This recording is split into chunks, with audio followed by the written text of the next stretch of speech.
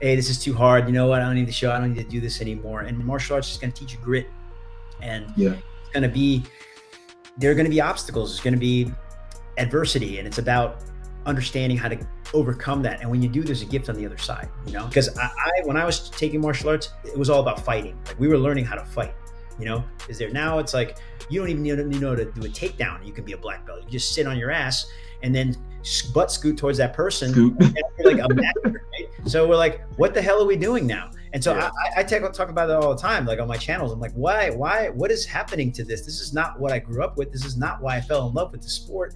And it's terrible. And it's also giving everybody a false sense of security about their ability to handle themselves if they were innocent. Oh, thank you. So like, what the hell is this? Guys, yeah. This is some shit. Nakapan Phungephorn is the founder of Beta Academy, Washington, D.C.'s largest and longest-running martial arts school, and chairman of the Black Belt Syndicate, an affiliation supporting BJJ, Muay Thai, and MMA schools. A Masters No-Gi World Champion, BJJ Pan American Champion, and Amateur Muay Thai World Champion. You're chasing something that you created yourself that you're calling the Triple Crown. Yes. Where you're trying to get world titles in judo, jiu-jitsu, and now in kudo as well. Yes. Tell us how you got started with that. If I'm in the gi, I might as well just focus all my attention to getting good at the gi. Because I'm doing 3 different arts. What techniques or tactics or strategies should I focus on that give me that can work in all 3 sports? Like, exploit the undervalued and underutilized things that might benefit all the sports. So a lot of guys are taught that that's a negative thing. How do you think that martial arts teaches boys and men to tap into those masculine traits, like the assertiveness and the aggressiveness, but in a healthy way? First of all, I think that the world is the way it is because they don't want strong men in the world. If you do have them, then it's harder to rule those people. So let's give them sugar. Let's give them porn. Let's give them all these things that keep them busy and depleted and satisfied, because if you have that, then they'll go along with whatever we say. Welcome to the Warrior's Way Home podcast. Confident, not cocky. Dangerous, not reckless. How was a man like that built today? Well, our special guest, taking on this challenge one student at a time and one dojo at a time. Masters No-Gi World Champion, BJJ Pan American Champion, and American Muay Thai World Champion. Founder of Beta Academy, DC's largest and longest running martial arts academy. Chairman of the Black Belt Syndicate. Best name ever, in my opinion. He coaches fighters and founders and turns drifters into leaders. Sensei Nakapan, the Sly Thai Phungephorn. How you doing today, sir? Great, doing great. Thank you. Thank you for having me on the show. Actually, did I write the Sly Thai? Actually, as a name somebody gave me, and I guess that stuck. But that's my. So you left it in your form there, so I was like, oh yeah, actually, I put it in. Okay, all right. Yeah. Yeah. So great to have you on our channel today. First time I got to meet you was actually at the Iron Forge Dojo in Colorado Springs, where I train, and you wanted to check out Kudo for the first time, man. And you came in and actually taught a class for us as well. We appreciated that. That was a great time. Yeah, that was. I went there right after a competition, and I think you and I trained for pretty good the second day for like the entire time. We just punched each other in the face. That was amazing. Right. Bonding. Yes. Right. That's how I make all my friends, is we go punch each other in the face. Yeah. So where are you from, and how did you get started in martial arts? I was born and raised in Bethesda, Maryland. I don't know how geographically, it's like 20 minutes north of DC. So in the area that I'm at, DC, Maryland, Virginia, we call it the DMV, and you can be in any one of those states in 20 minutes, right? You kind of cross over. So I was born and raised in Bethesda, Maryland. My family immigrated to the United States in 1973. So I'm born in 1980, about 45 right now. And that area is like, some people got, the kids got like 1 Mercedes instead of 2, but that wasn't me. I was kind of in like this weird tucked away project area where there's a lot of low income housing. And so I lived in a 1-bedroom apartment, raising my grandparents, and slept on the floor for about 16 years. So That's where I was at. I went to some nice schools. We had some good funding in the schools. They say Montgomery County at the time, which is the county I'm at, is like one of the most wealthiest counties. So they had a lot of money to throw into their public schools, even though I don't know about public school education. It was really good in service. But yes, that's the area I grew up in. And because first generation born in the United States, had a funny name. I grew up, had weird clothes on too, because my parents didn't have any fashion sense, and you go into like thrift stores or places where you get the cheapest clothes possible. You don't really fit in, and so that makes you a perfect target to get beat up a lot. I was also overweight, so imagine like fat, overweight Asian kid dressed funny with the wearing funny high waters. Dude, yeah, that's the perfect target. Like, this is the guy that we're going to pick on right here. Yeah. So that happened to me a lot. I had a bully every single year beating me up at a bus stop, or, somebody else trying to not run into for a really long time. And you asked me how I got into martial arts, and I share the story a lot. I contracted Lyme's disease when I was about 10 years old. Lyme's disease, you get bitten by a tick, right? So behind my house, there's woods. And my grandfather and I used to go walk in the woods all the time. And I guess, I didn't know it was Lyme's disease for many months because I had this pain in my joints and headaches at night. And you guys, you understand what it is, right? Because you're in Colorado. Yeah, that inflammation gets in the body and just wreaks havoc on you. It's a really bad thing. It's like some compare it to like rheumatoid arthritis and different things like that that kick off in people. It can be rough. It can be rough. You guys know about it better more than I, because like a lot of outdoorsiness going on over there. I went running when I was over there in Colorado Springs, and there's just tall grasses. And immediately I was just like, ooh, I don't know. I didn't even know they had ticks in Washington, so I just learned something new. So see, now that is the thing, Rick. That's why we didn't know what it was, because they're like, this is odd. Like, you have all these weird symptoms. We don't have any idea what it is. So they actually didn't understand for about a couple months.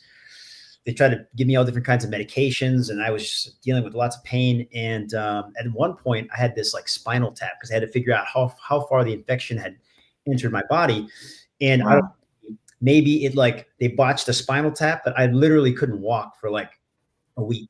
Oh wow! I was scared because like maybe I'll never walk again, right? And it's not that I didn't have use to my legs; it was so excruciatingly painful that I couldn't even get out of this wheelchair that I was sitting in most of the time. So during this time, I was watching a lot of martial arts movies because you had to pass the time. I couldn't go to school, so I was just kind of hanging out at home. My grandfather would take me rent the movie rental store. Back then, this is where you had to go. How old are you guys?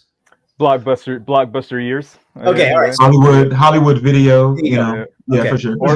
Or video rental. There you go. So this is VHS tapes. You guys know, VHS tapes. I also got Betamax. It's like the tiny ones. During this time, yes, Blockbuster's taking over, but they still had a lot of individual independent ones, places, right? So that was nice. And every place was a little bit different, and maybe you can get some different genres. This place had a lot of martial arts B movies. So we'd go over there and pick them up and then take them home. And my grandfather would basically, I guess I can't get, the statute of limitations is over now, but he'd like tape them, we'd videotape them, and then we have our own copy. Yeah. Be like a crappier copy, but we'd have one. So I watched so many different movies, all the Bruce Lee movies and Bloodsport, Best of the Best, Kickboxer, all the Van Damme movies. All those guys. Classic. So I was like, man, this is really awesome. One day when I can get out of this wheelchair, I'm going to go do that. And so later on, maybe about 3-4 months into the sickness, they finally figured out what it was, gave me intravenous IVs for like 2 weeks. And during this time, we grabbed the yellow pages. We didn't have the internet then, so we had yellow pages. Open it up, boom, boom. This is what I'm going to do. I'm going to do martial arts. And I found a Kung Fu school. And I started doing Kung Fu about 11, 12 years old. And I wanted to do Wing Chun, right? Because that was like Bruce Lee's style that he had studied, and Jeet Kune Do, and that was really hard to find there. Most martial art was around me was like Taekwondo and karate. And there wasn't even many Kung Fu schools. And so the one that I went to, they trained Northern Shaolin, which is like wushu, right? Like high kicks and that type of thing. And so a lot of flashy movements. But that was my first exposure to martial arts. And I trained for about 3 years in Kung Fu.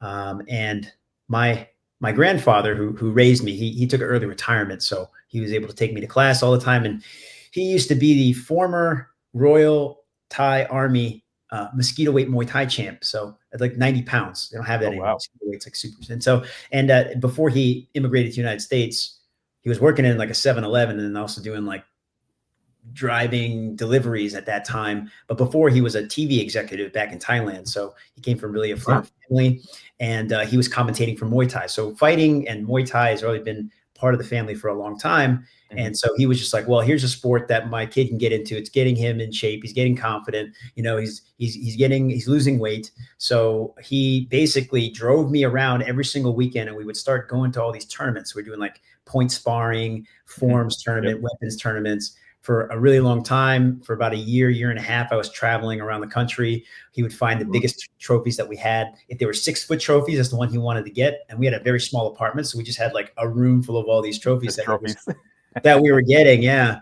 And so that was how I first got it started into martial arts. Oh man. Wow.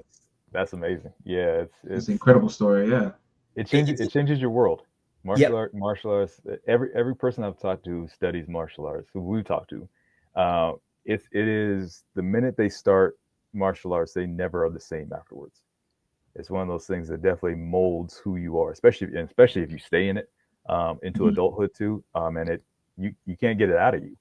This is like even if a guy hasn't trained martial arts for 10 years, you start talking to a martial artist and you see him, or you're having a conversation in a restaurant. We were all sitting there in the restaurant, and there's some guy who used to train Muay Thai or train, karate back when he was a kid. He's gonna, start listening to the conversation. Next thing you know, you see him paying real close attention to what you're saying, listening to, because it's still in you. It's just one of those things you can't get out, and you shouldn't. It's a powerful thing.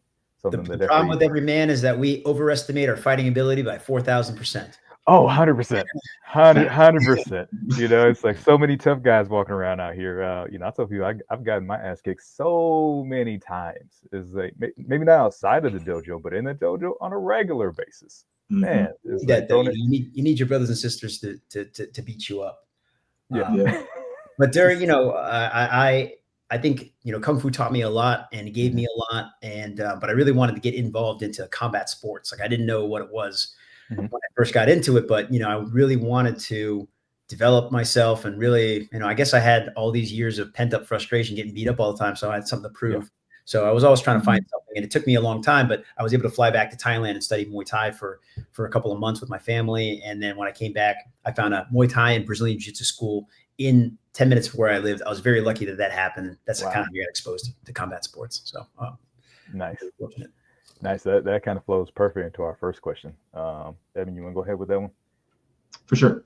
So like we talked about previously before we hopped on, kind of who our demographic is. And we looked at our demographic in our research and saw that like that age between 22 and about 34, those are really pivotal times. I mean, of course, you have the like 16, 18 and up and below 21, but if you don't have some type of mentor or coach or anything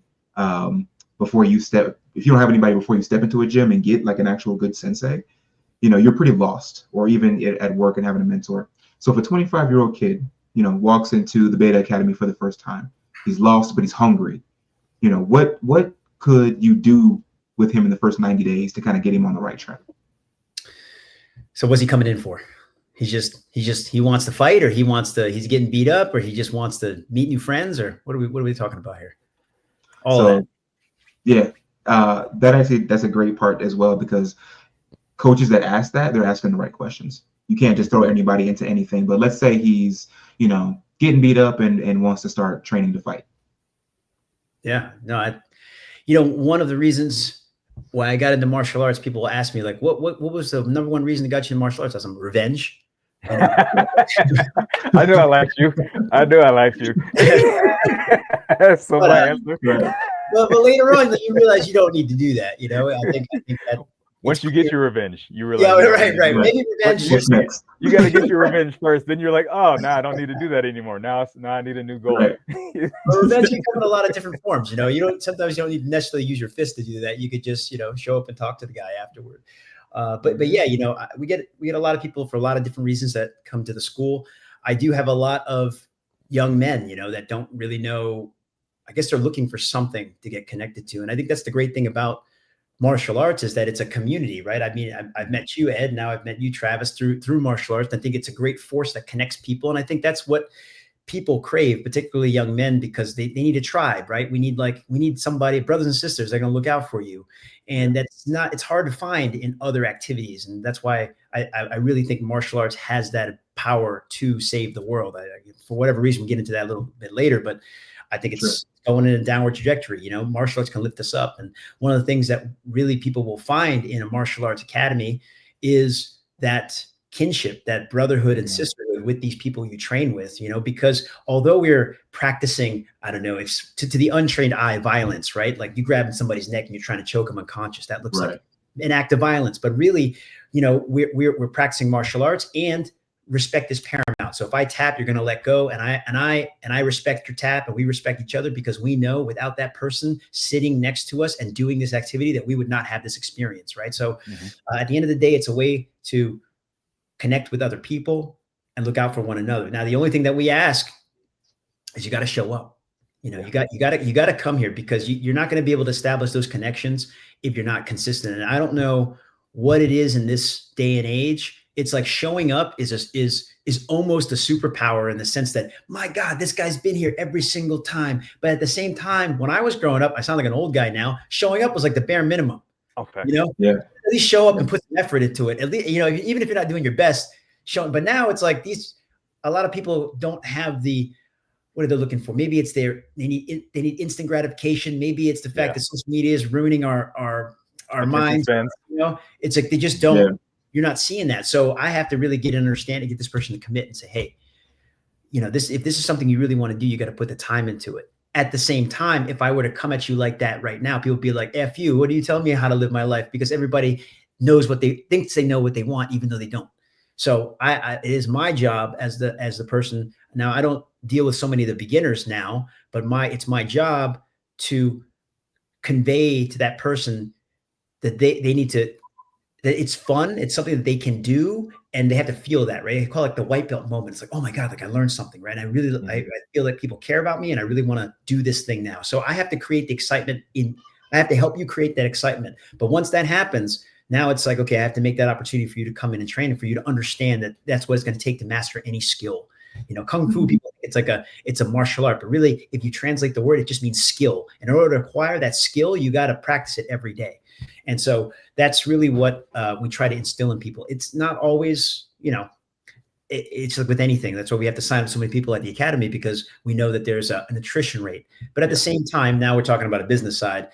With us, we focus on the first 100 days. So we had the 100 days journey. When you sign up, the first 100 days has got to be an experience. It's got to be magical. It's like a Kung Fu movie. You have to have experienced that struggle. You have to see what that picture of you is at the end. And then you have to really like take steps to get there. And along the way, we have touch points where we reach out to you and be like, hey, this is your next goal. This is what you got. This is your next mission. This is your side mission. And we want you to get to this part.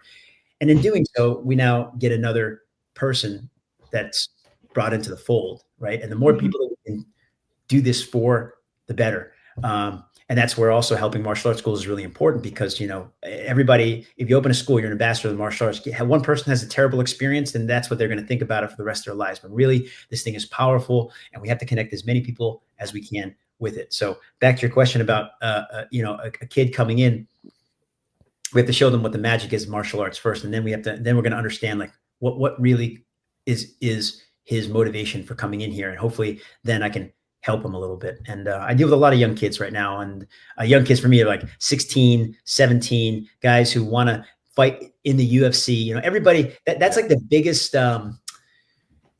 when I say like, yeah, but go ahead and write down why you want to sign up for martial arts classes. Everybody says, I want to be a champion in the UFC. It's like, oh, that's great. You know, you want to be a champion. Well, first you have to take a class. It's like, well, I don't know if I want to do that. Okay. And then second, you have to sign up for membership. Oh, okay. Well, I don't want to do that. So you don't want to commit. You don't want it. Then you don't want it. Yeah, right.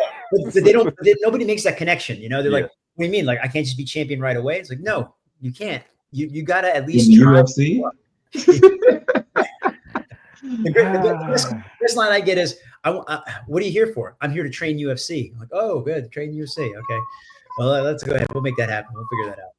But anyway, all over the place with that. I think funny. that it's a great place for young men to develop themselves and to make themselves stronger. Because as you well know now, the quitting culture is very strong.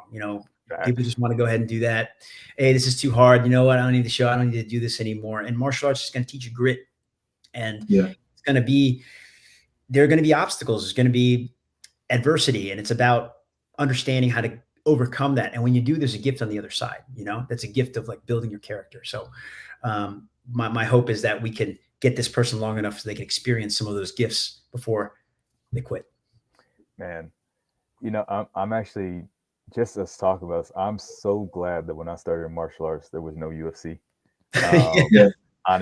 Honestly, because I think about it, it's like the reason I got into martial arts, much like you, is because I was getting my ass kicked all the time.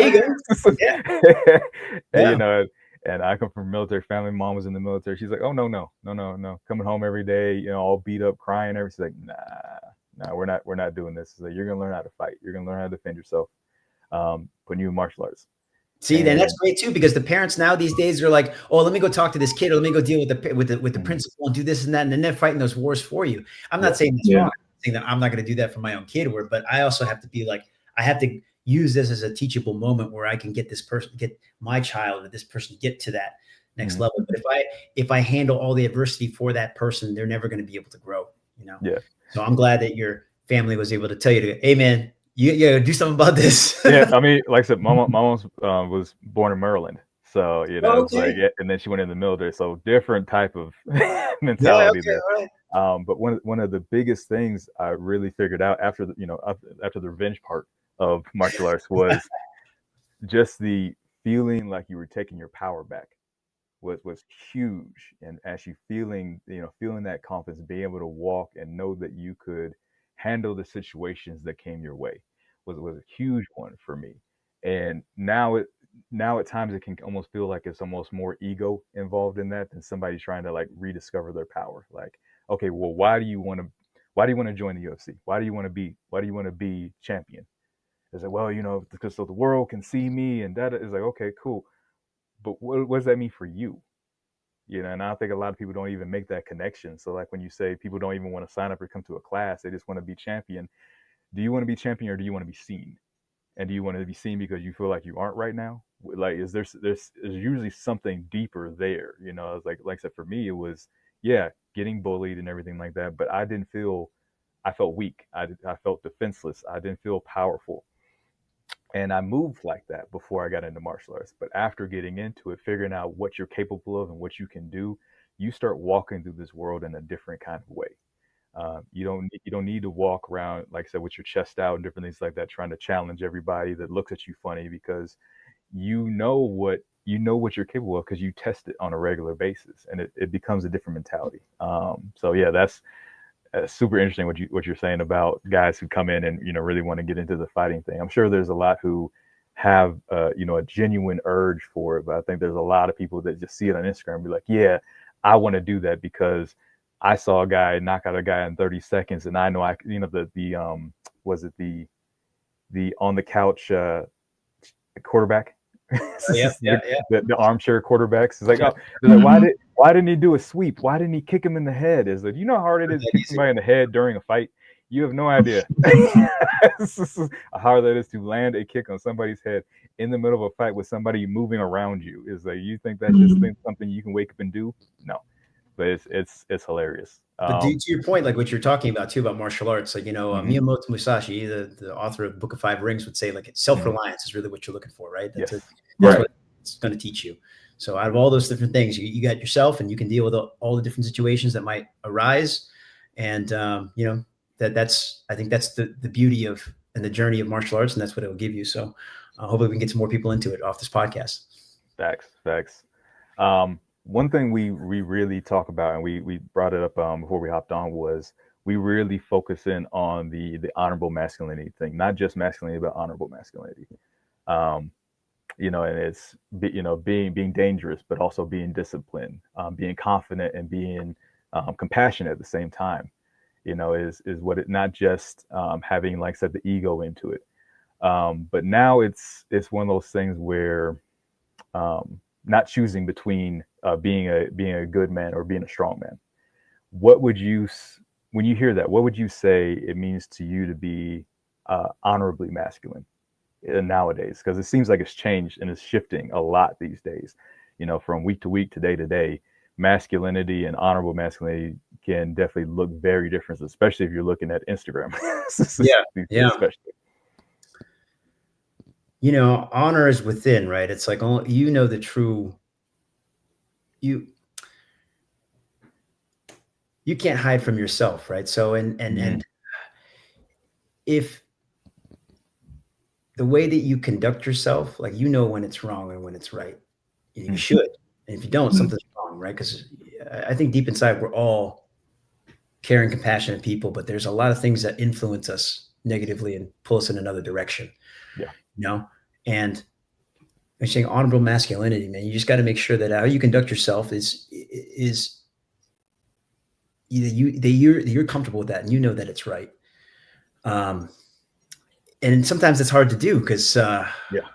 you know, there's so much. The world doesn't work that way almost, and it's only when all of us act in that fashion that other people understand like how to be. You know, Mhm. it's just interesting. It's very interesting, like how where we're going direction now wise with people, because all of the culture that we are around, like from the music that tells us like hang out, just get with as many women as you can. It's about cars, f everybody, this and Yeah. that. Make You your know? money. It's all Yeah, about you. Yeah. I Yeah. took your girl. My watch is better than yours. yeah, yeah. We're just trying to one up each other. And of course, outside of just culture, going into like work areas is kind of the same thing. You're in sales. You're like, oh, how do I become like better at sales than this guy? And then now we kind of are just, we're not here to rise up and help everybody rise up. We're here to kind of push people down and bring ourselves Mm. over them. Right. So it's kind of a weird situation. And so I would like to see a world where we're all helping each other, you know, that we got a hand out and trying to pull each other up. Now that also means that the other person who's being helped out is also pulling their weight and Not trying to pull you down. right, right. Is that okay? I see what you're doing for me, and I'm going to do my best, and I see that to be better. And then when I can, I'm going to reach out my hand and try to help somebody else up. Mm. Mhm. And I think Fact. that's how we'll have a strong brotherhood, is for us to all look out for one another and do right when we see wrong. And it's hard when there's no moral compass almost anymore. Western culture has it so that there is religion is looked down upon. I wouldn't say I was a religious person, but I think Mhm. all inside we're connected to something greater than ourselves. Mhm. And it's hard to navigate a world, especially as a young man, when you're given No no standards. no tools, no nothing. Role models. Yeah, Yeah. but what you see on TV or what you listen to, or what people think is what the ideal status person to strive to become. And I don't think we have a lot of good examples out there. So it's very Mm. difficult for us to live honorably when you know it's not celebrated. And so hopefully we can all change that. And I think we Yeah. are. I think we are. You know, from what we're doing, what we're trying to do, not what we're trying to, what we are doing with Words with Home, to what you're doing. You know, with the Beta Academy and everything like that. It's pushing back against the trend, that wave that's just coming now, trying to show men and boys. You know, it's like these are examples of what it means to be not a nice guy, but a good man. You know, it's Mhm. like this is how we move. These are our standards. You know, trying to, and I think for me especially, martial arts played a big role in that for me, because I didn't really have that at home. Like, this is how men move. Yeah. This is what it means to be a respectable man. This is what it means to move with honor. I didn't really see a lot of that, or wasn't really, like, hey, come walk beside me, and not necessarily me teach you all of these things, but just you learning by watching me. I learned Mhm. more by watching my senseis, my instructors, the guys, the older guys I met at the dojo, and how they move with their family and stuff like that. Meeting Edmund was a big one, because moving around with guys who had wives, or kind of living a different kind of lifestyle, or were kind of doing this thing, and different martial arts guys who were doing, they were structured in the dojo, but then you see them at the bar and they're moving a very different way. Yeah. So, meeting people, getting in a circle of guys, and starting to meet guys like yourself, like Edmund, who I can see how they move, not just with the things they say, but the actions they're taking on a regular basis. Seeing Edmund move with his son and his wife and everything, and being there and watching this, I'm like, okay.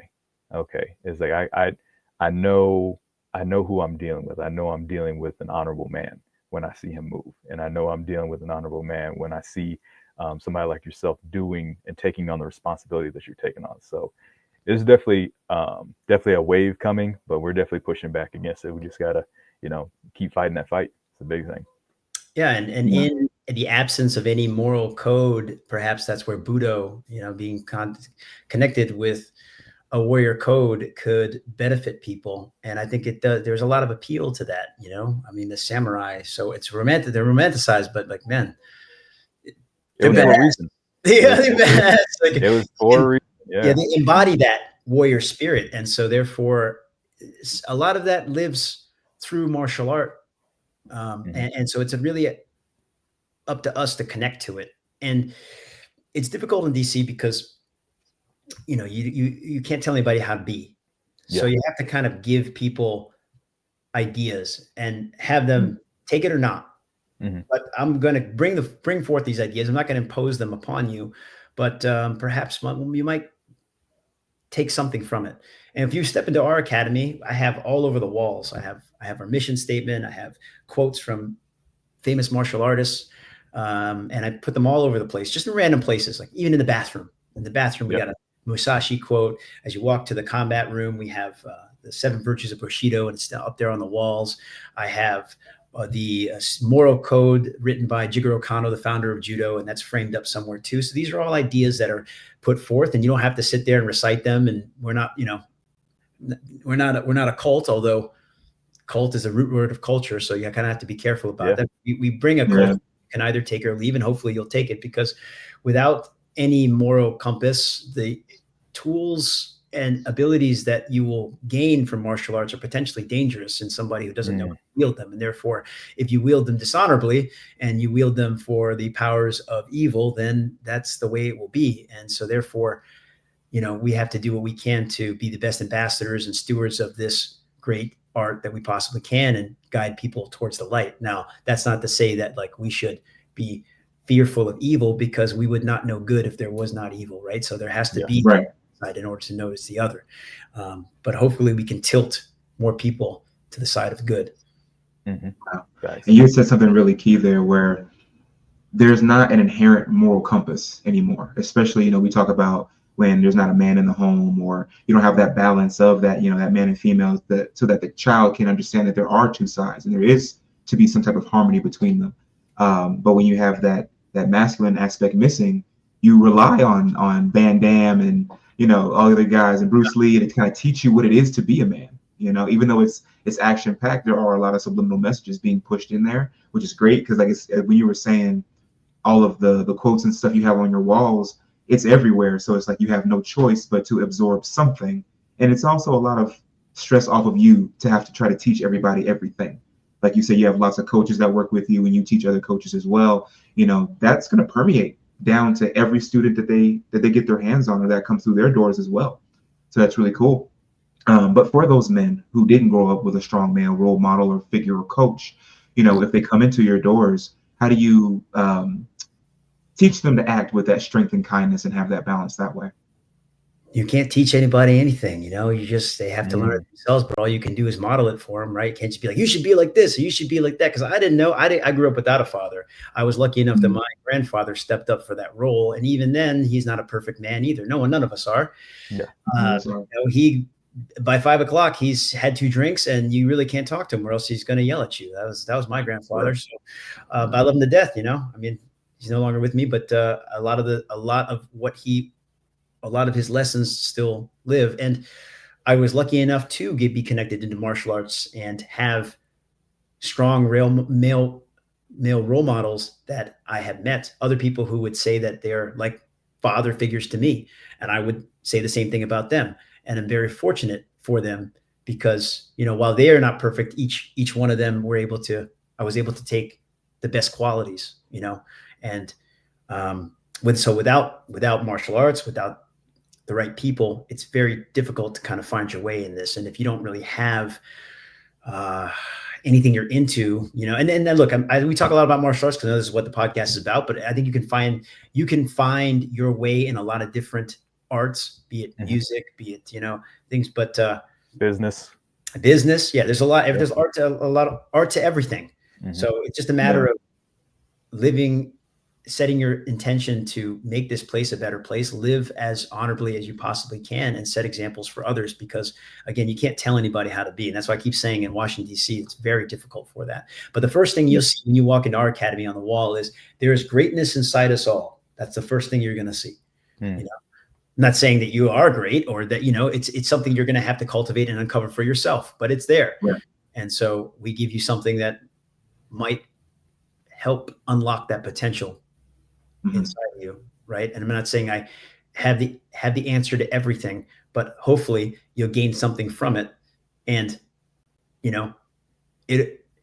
our idea as teachers is hopefully that they'll be better off than we ever were, so hopefully that it'll spark something in them where they will learn and run into other people or have other experiences that they will grow and become even stronger from, and hopefully bring that back, to the rest of us. I also often talk about this idea about the Musha Shugyo, like the warrior's pilgrimage, where you go and you learn all the lessons without the safety of your family and your clan. And then finally you bring them back to the people that you started with, and hopefully you all become stronger as a group. So that's also the idea behind that. But so I understand that too, because in martial arts, like another story for another time. I was in a martial arts cult at one time. It took me a long time to get out of the cult.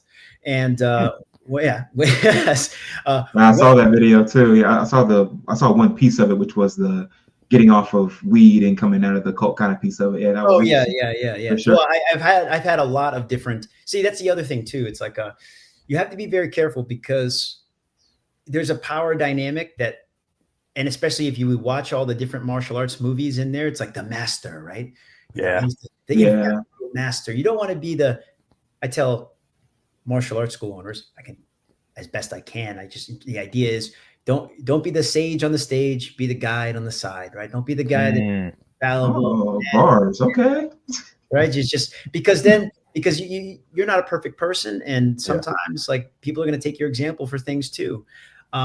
But because I have to be a good leader and I am influential in my, working with young kids too, I have to live the cleanest and most honorable life that I possibly can.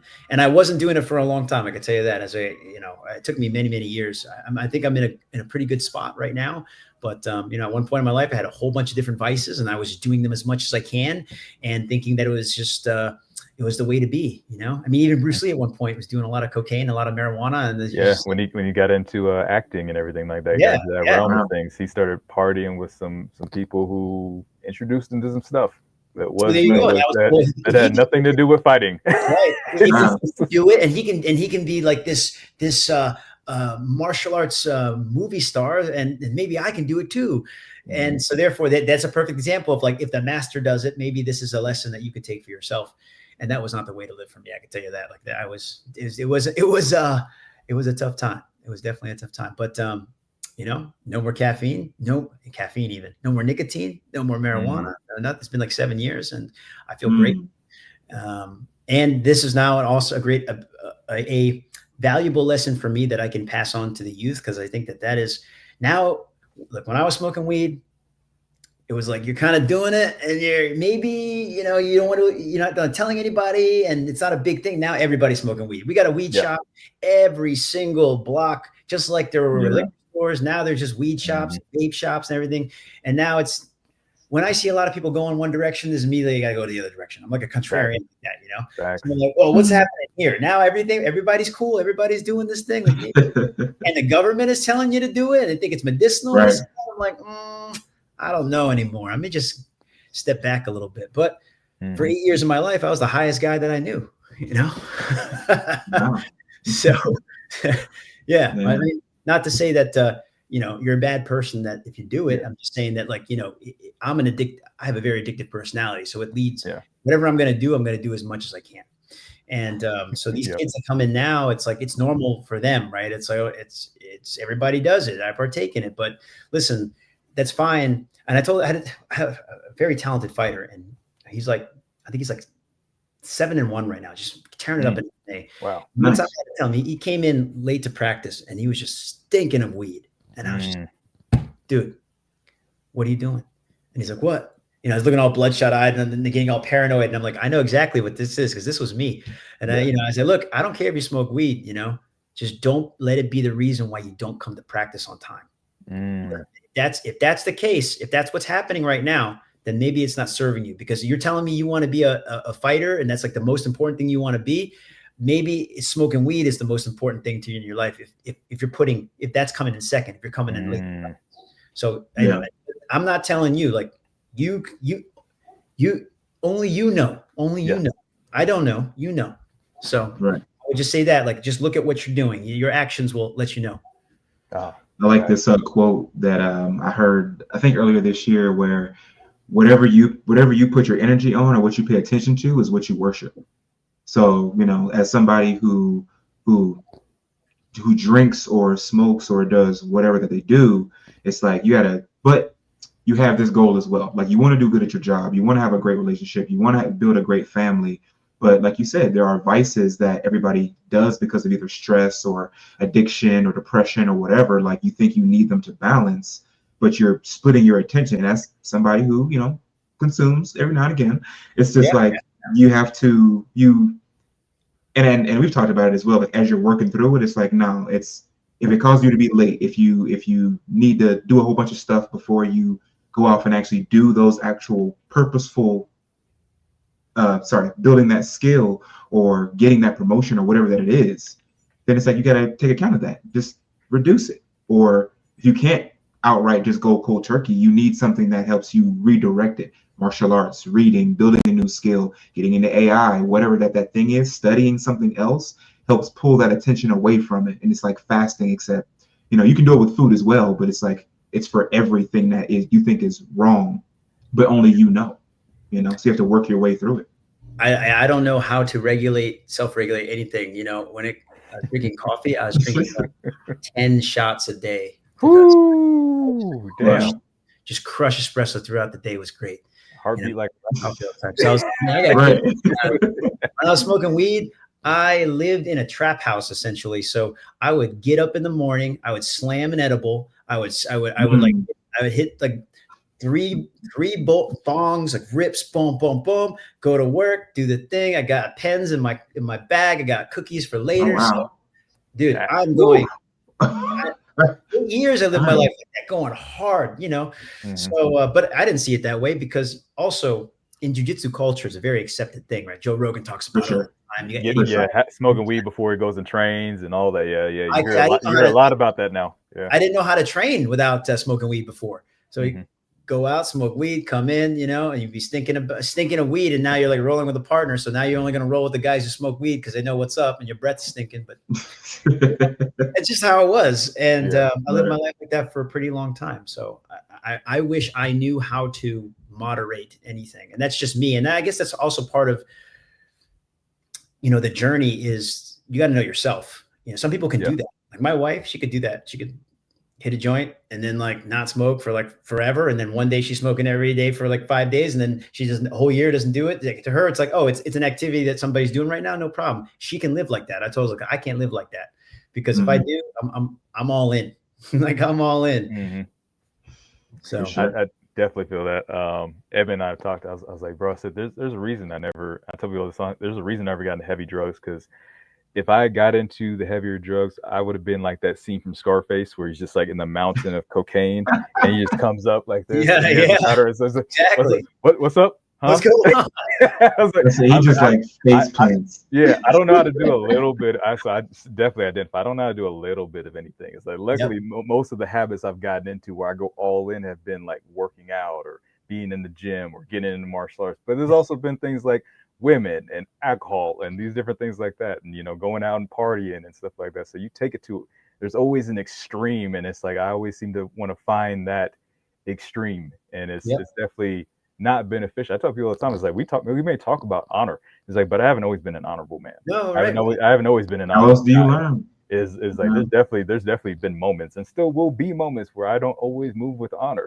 It's like it will happen. It's But like so you know. to Ed's point, like, you know, I think we all have to have these Mm-hmm. experiences to know where we want to go, right? To Yeah. know what you don't want, to know what you want, and nobody can tell you. And that's the same thing too. I can't just be there and be like, kid, you should, why are you smoking weed, or why are you drinking before this and that? Like, that's a problem, and that only going to make it worse. Either that, or they're just going to stop listening. Right. And not want to hang around. Nobody wants to hear that. You Yeah. know, just be like, I okay, didn't. I didn't want to hear when I was a kid. right? Nobody wants to hear that. Right. You told me not to do something. I immediately went out and did the thing. There you go. Be doing. I'll show you. Yeah, exactly. You can't, you know, be drunk and do well in school or well at work. Oh, really? I'll show you. It's like, Watch I'm still drunk from last night, and you don't even know it. It's like I haven't even slept, and I'm sitting there training in this class right now. It's like, what are you talking about? It's like, so. Yep. Yes, it's definitely one of those things that, yeah, we definitely want to put that caveat on. It's like, just because you're in martial arts and moving in this kind of way does not necessarily, it doesn't make us holier than thou. It not by any means. So I definitely want to put that out there. It's like, just because we're martial artists and we do these things, we are seeking to be. I heard somebody say this like years and years ago, and I love it. It's like perfectly imperfect. It's like I am perfectly imperfect. It's like I'm always seeking for perfection, trying to become that, but it's never something I attain. It's something I just, you know, I'm grinding, trying to get closer to it bit by bit in my life, you know. And it comes with changes.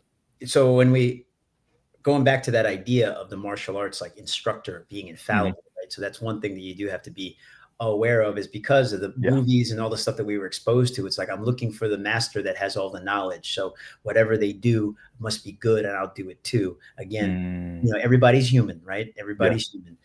So you just have to be very careful. Now, one thing that we do tell all of our instructors and coaches in our academy that they cannot do is they cannot date the students. I just want to make that clear, because that's the other thing that happens is, like, you have this rock star status, and I tell every single dude and women, this goes to you too. If any of you listen, it's not just dudes, it's women too. They're all of a sudden like, oh, now I'm extra desirable because I'm standing up here teaching a class. And so now it's okay to say, no, it applies to everybody, men and women. You cannot date the students. Only bad things will come from that. And that's also, therefore, we're mixing two things. Don't shit where you eat. Yeah. Not shit where you eat. Don't do it. It never turns out well. He's been in his guard a little too long there. What's going on with that? Yeah, that's not a good look. And then you guys go and you come back, and then she realizes you're not as cool as she thought you were, or he doesn't think you're as cool as you were, and then now you guys are coming to the school every day, and you got to see each other. Awkward.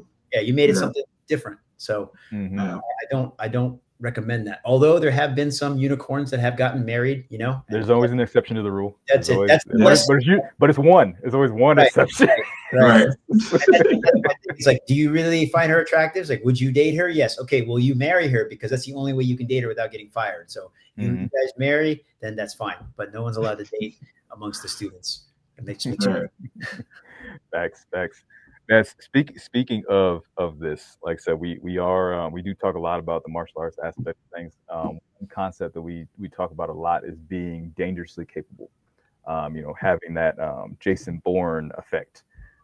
When a lot of people hear us talk about that, they think it's like, oh, you're just talking about being, you know, being able to defend yourself, or being able to handle situations. Somebody comes and, you know, tries to rob you, or you know, defending your family. It's like, that's not what we're talking about. Being dangerously capable is being well-rounded, you know, being able to handle any situation that you find yourself in, whether it be you're having an issue with your boss at work, being able to resolve that situation. It's like, okay, this person's above me. I know they're wrong in what they say and what they're asking me to do, or what they're saying to do. How do I bring this to them in a way that they're going to understand what I'm talking about, and I get the result that I'm looking for?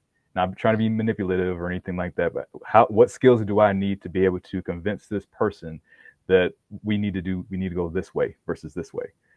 Being able to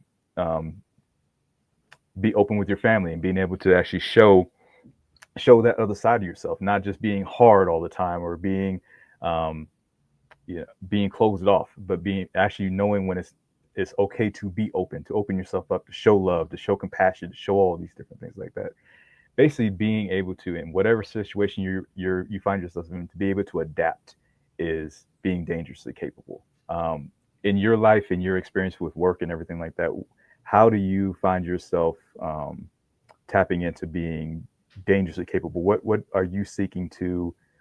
I guess what I'm asking is, what are you seeking to? What new skills are you looking at gaining to make yourself more dangerously capable in your life? New skills. Well, first, I would say to be dangerously capable, I will go back to the martial arts side, is that when somebody's trying to punch you in the face, the first thing that you have to really understand is you got to calm your mind, Mm-hmm. and having a calm mind will allow you to deal with that situation. I think that that's one of the few martial arts is one of the few things where you actually get that experience where, someone's trying to hurt you, hopefully not in class, but let's say, in a situation, you're like, you're training, there's always potential for danger. So this person's coming at me, if I start freaking out and I let my emotions take over, maybe he hit me harder than I wanted to get hit, and I start coming back towards him, and now we got a dangerous situation. We don't get that outcome you're talking about. We're trying to get a positive, favorable outcome, right? So in kind of situations is learning how to control your mind. Now, I haven't really mastered that at all times, but like that's something that I'm really trying to look to is, the first thing I have to understand is this is not a physical fight all the time. Everything starts with, the mind, right? So in a situation, I got to make sure I get calm, whether it's dealing with my family or dealing with the business situation. Like first, calm your mind. My sensei would say, focus on your balance, lose your upset. Focus on your upset, lose your balance. So that's like one of them. So I live by that all the time. So I have to remember, like, okay, whatever I'm dealing with, just approach it with a calm mind. Even though you're a little upset, let's take a moment and see if we can come back to it with a calm mind. So that's definitely a skill that I am trying to cultivate more and more every day. You have to be very mindful of it, right? Because a lot of things can make you upset. Just the other day, somebody cut me off on the road, and I'm already getting upset. Like, I see. Like, this is not going to solve anything. Let's calm down. Not the time to be dangerous. It's not the time to be dangerous. That's right. That's right. Yeah. Well, I mean, just outside, my whole life revolves around martial arts, from like the business that I run, the martial arts consulting that I help other people with, to my training. And so it all revolves around that. So I have to kind of step outside my bubble a lot too. Right. Yeah. So a couple new skills. My wife and I, we dancing once a week. We're doing some, what did she say? Kazumba, right? We're doing like some other types of dance. I used to dance salsa back in the day, and it's a completely different dance. So I'm like, okay, let me just go ahead and try to learn something different and learn how to do my body a little bit different, be in a situation where I'm uncomfortable because again, I live in a bubble, right? So, very different than jiu-jitsu. Right. Exactly. And I'm in a boardroom, and then everybody here, we're all working with the same company. And so I'm very used to being in a certain situation. So, I am putting myself in more uncomfortable situations, learning things that I wouldn't normally learn, to remember what it's like with the beginner's mind too. Because I was going to say that becoming the low man on the totem pole as well. Because a lot of times when you're, especially with where you are with the business and everything like that, you can be at a higher position to put yourself in a situation where you don't know what you're doing anymore. It's a completely different thing. And it can really make a lot of guys, especially guys, really, really uncomfortable. We don't like to be uncomfortable in that way in a lot of cases. So I'm seeking opportunities to find myself to be uncomfortable, but I don't like to just do things just to like have one thing that I do here and I'm over there. So again, whatever I do, I try to put all my attention to. So that, and then I was also trying to do learn a different martial art, which is capoeira as well. So I was doing some of that. My wife is a capoeira master. She's like, hey, let's do this so we can do it together. I'm like, fine, let me do something with you where I am not, I don't do it every day. I can learn a lot from, and also it gives me perspective on the business because I can understand, what is the psychology of a new person coming in? What kind of experience are they looking for? How can I get them to stick with it and fall in love with the thing? So, that's really where I focused a lot of my attention, but also just as a person who we have 8 full-time people that work at our academy. And then a team of like 40 people total. We have interns, front desk people. So it's a big company. We're looking to expand right now. Our goal is to be 4 schools in 10 years. So we want to take over the DC area in the sense that we want to have a school in each quadrant. And that way, if not, martial arts is, in my opinion, an industry that's growing. So we're just going to be surrounded by more and more people. The thing about DC is that there's a lot of barriers to entry. One of them is the rent. I pay $25,000 a month. A month. So I'm downtown, and gotta make it butt pucker. I felt that in another area. It felt like, ooh. Yeah, you gotta be ready. So we're open 7 days a week. We open at 6 a.m. all the way up to 10 p.m. We're open all the time, and wow. And so therefore, like we run a very tight ship, and it's an operation that's almost 24/7. So the idea is that we want to grow, and in order to grow, I have to be uncomfortable, but also get connected with as many people as I possibly can that have done that already. So it's important to have good coaches, good mentors, which I have. Person I work very closely with is Hanshi Dave Kovar. He's got 8 schools. He's been doing it for a long time. He's a martial artist at heart. Wow. He does it to train, not just he says, be a martial artist first and a businessman second. And I think that that's very important. And so I see him like that. And so therefore I want to live my life in that same way. So again, there goes that having the mentor and following them. So that being said, it's important for me to gain these new skills of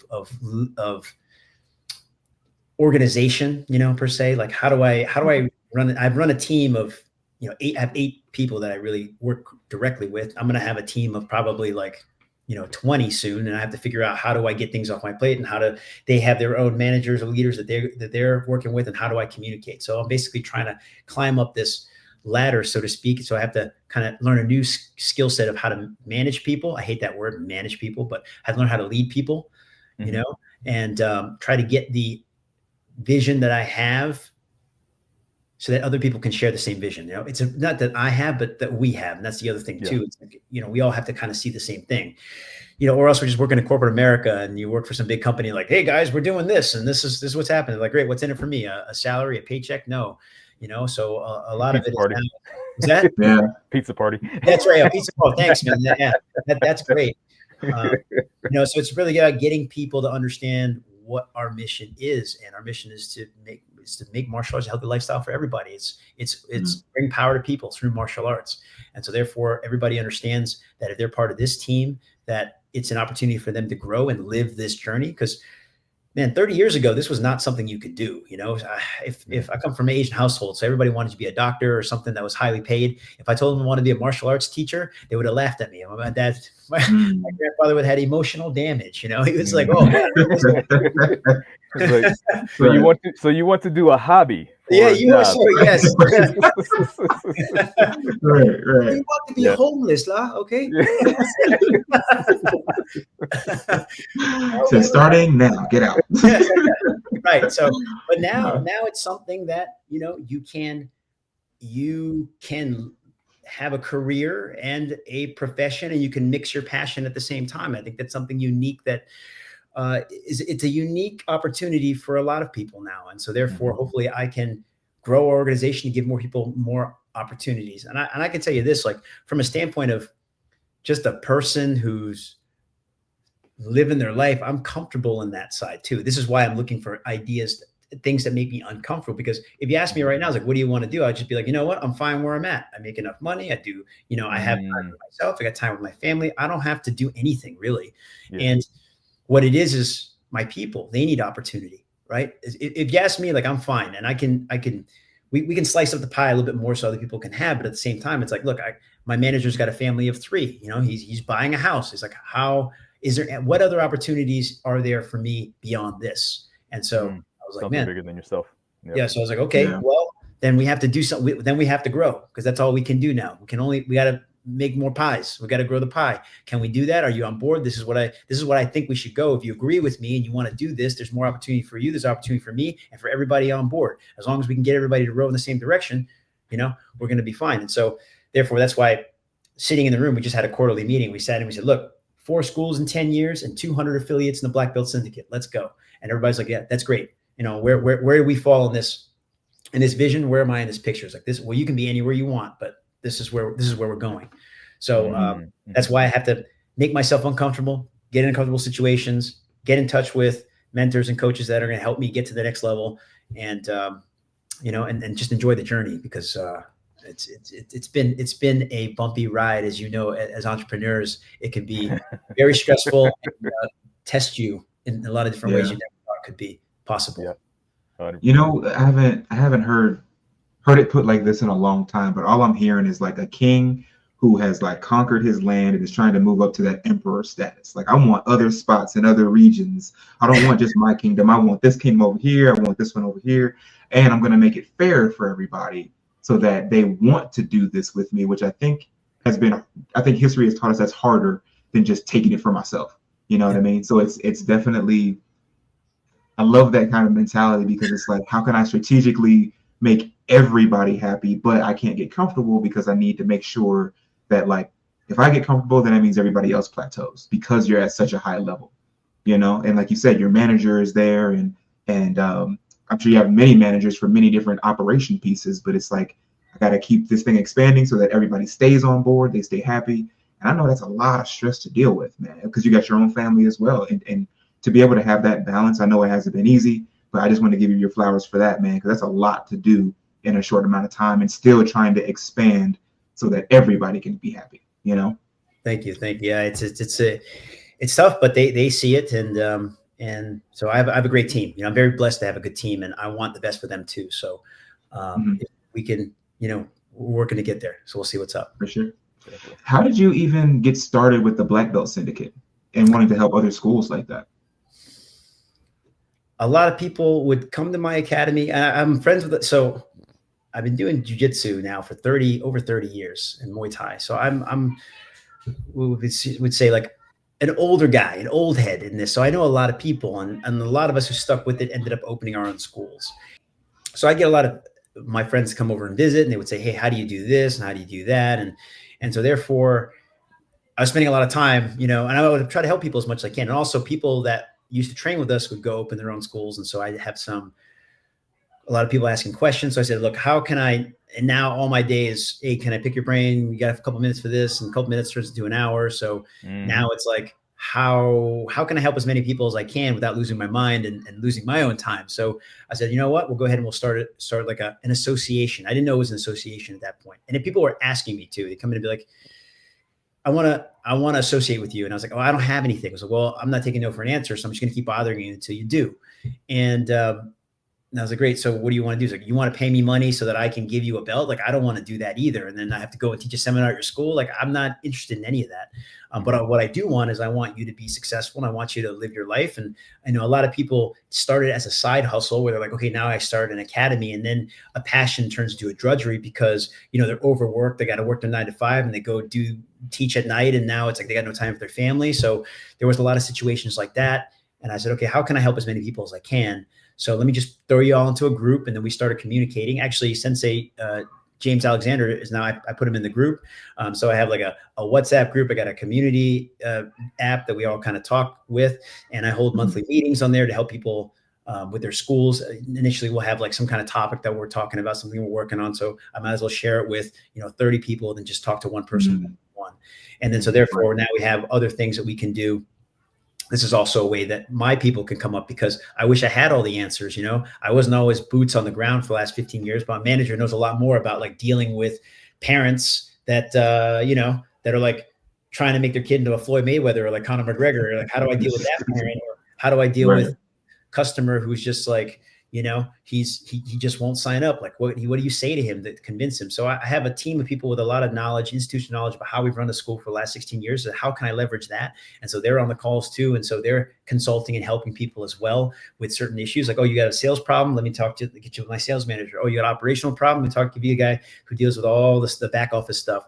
And so therefore we have a wealth of knowledge now for the last 16 years we want to share with people. So now we can connect them to that. And with that, it's like a membership for schools. They're signing up. I'm not just giving you a belt or anything like that, but now you can have access to all our systems, all our knowledge. We have it all digitized too. We have courses in there, and then we have monthly meetings and one-on-one calls with me. So therefore now it's a whole other thing that my people have opportunities that they can share their experience and actually make they can improve their financial situations like that as well. So that kind of just opened up. And so therefore we're like, okay, we might as well grow this thing and help more people. So that is how it was born. And now we have about 4 actual affiliates on the group, and then 30 people that we just meet with on a regular basis. And, and also this is kind of like the first year that we've done a lot more one-on-ones and working with people. So I wanted to take it slow and make sure I had people that we could show you what the power was to join a group like that. And really that's with anything, right? It's like for lack of a better word, like a mastermind, like a hive of mind of people that all kind of want to do the same thing. And we all kind of share similar issues or similar problems, or have had an issue that we work through and can share that and benefit the group. And it's like, we get the power of a whole group looking out for one another. That's just another whole level of martial arts. And I would say that in your martial arts journey, like that's the goal. I'm not talking about like opening a business and making money. I'm talking about passing on the knowledge of martial arts. And the only way that you can do that is if the lights stay on. I've been part of plenty of schools that have shut down because people don't know how to, run the business of martial art. Now and it's just like you're saying, you got to run the middle path. You got to have too much martial art. Then it's like the lights don't stay on. Too much money. Now it's like we're a McDojo, a black belt factory. Nobody wants that. So how do you walk the middle path where you can do both, you can enjoy both, and you can create opportunity for people, and you can grow as well? Because, the idea is you're getting into this because you love it too. And so for me, I practice every day. I just came from practice just now. I still compete because I love doing it. I'm not saying you have to, but most of the people, the affiliates that join us, are people who say, look, I want to compete. I want to be successful. I also want a successful school at the same time. How can I do that? I have done that. So they think that I have the answers. I don't have all the answers, but I can give you some, share some experiences that I've had, and hopefully that will benefit you as well. Right. And if not me, then somebody on my team, or if not somebody on the team, somebody within our network of group can share that with you. And hopefully we can all grow stronger together, because again, we're trying to have more people train martial arts and grow and be the best ambassadors of it we possibly can be. Love it, man. Amazing. Yeah, it's the mastermind piece. I mean, Edmund and I met in a mastermind. That's how we actually got to know each other.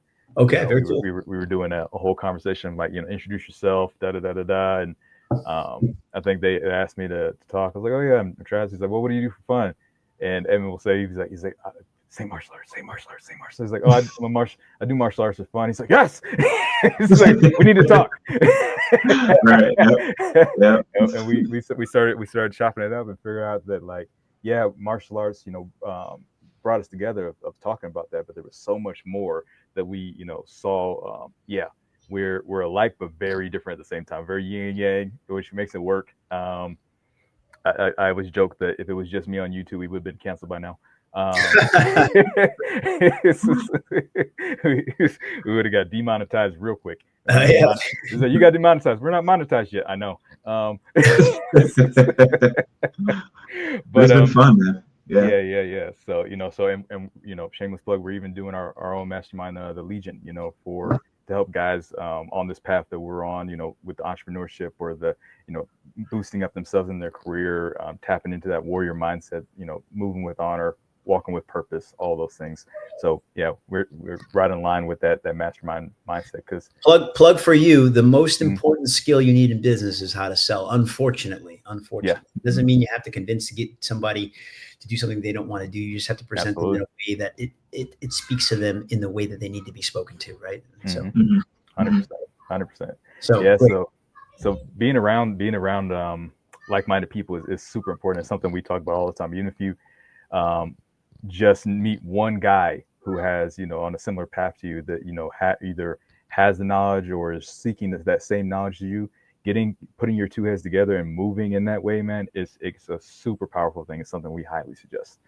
And having people that have had experience, like that's too. Yeah. People who've done it before, because you don't need to reinvent the wheel.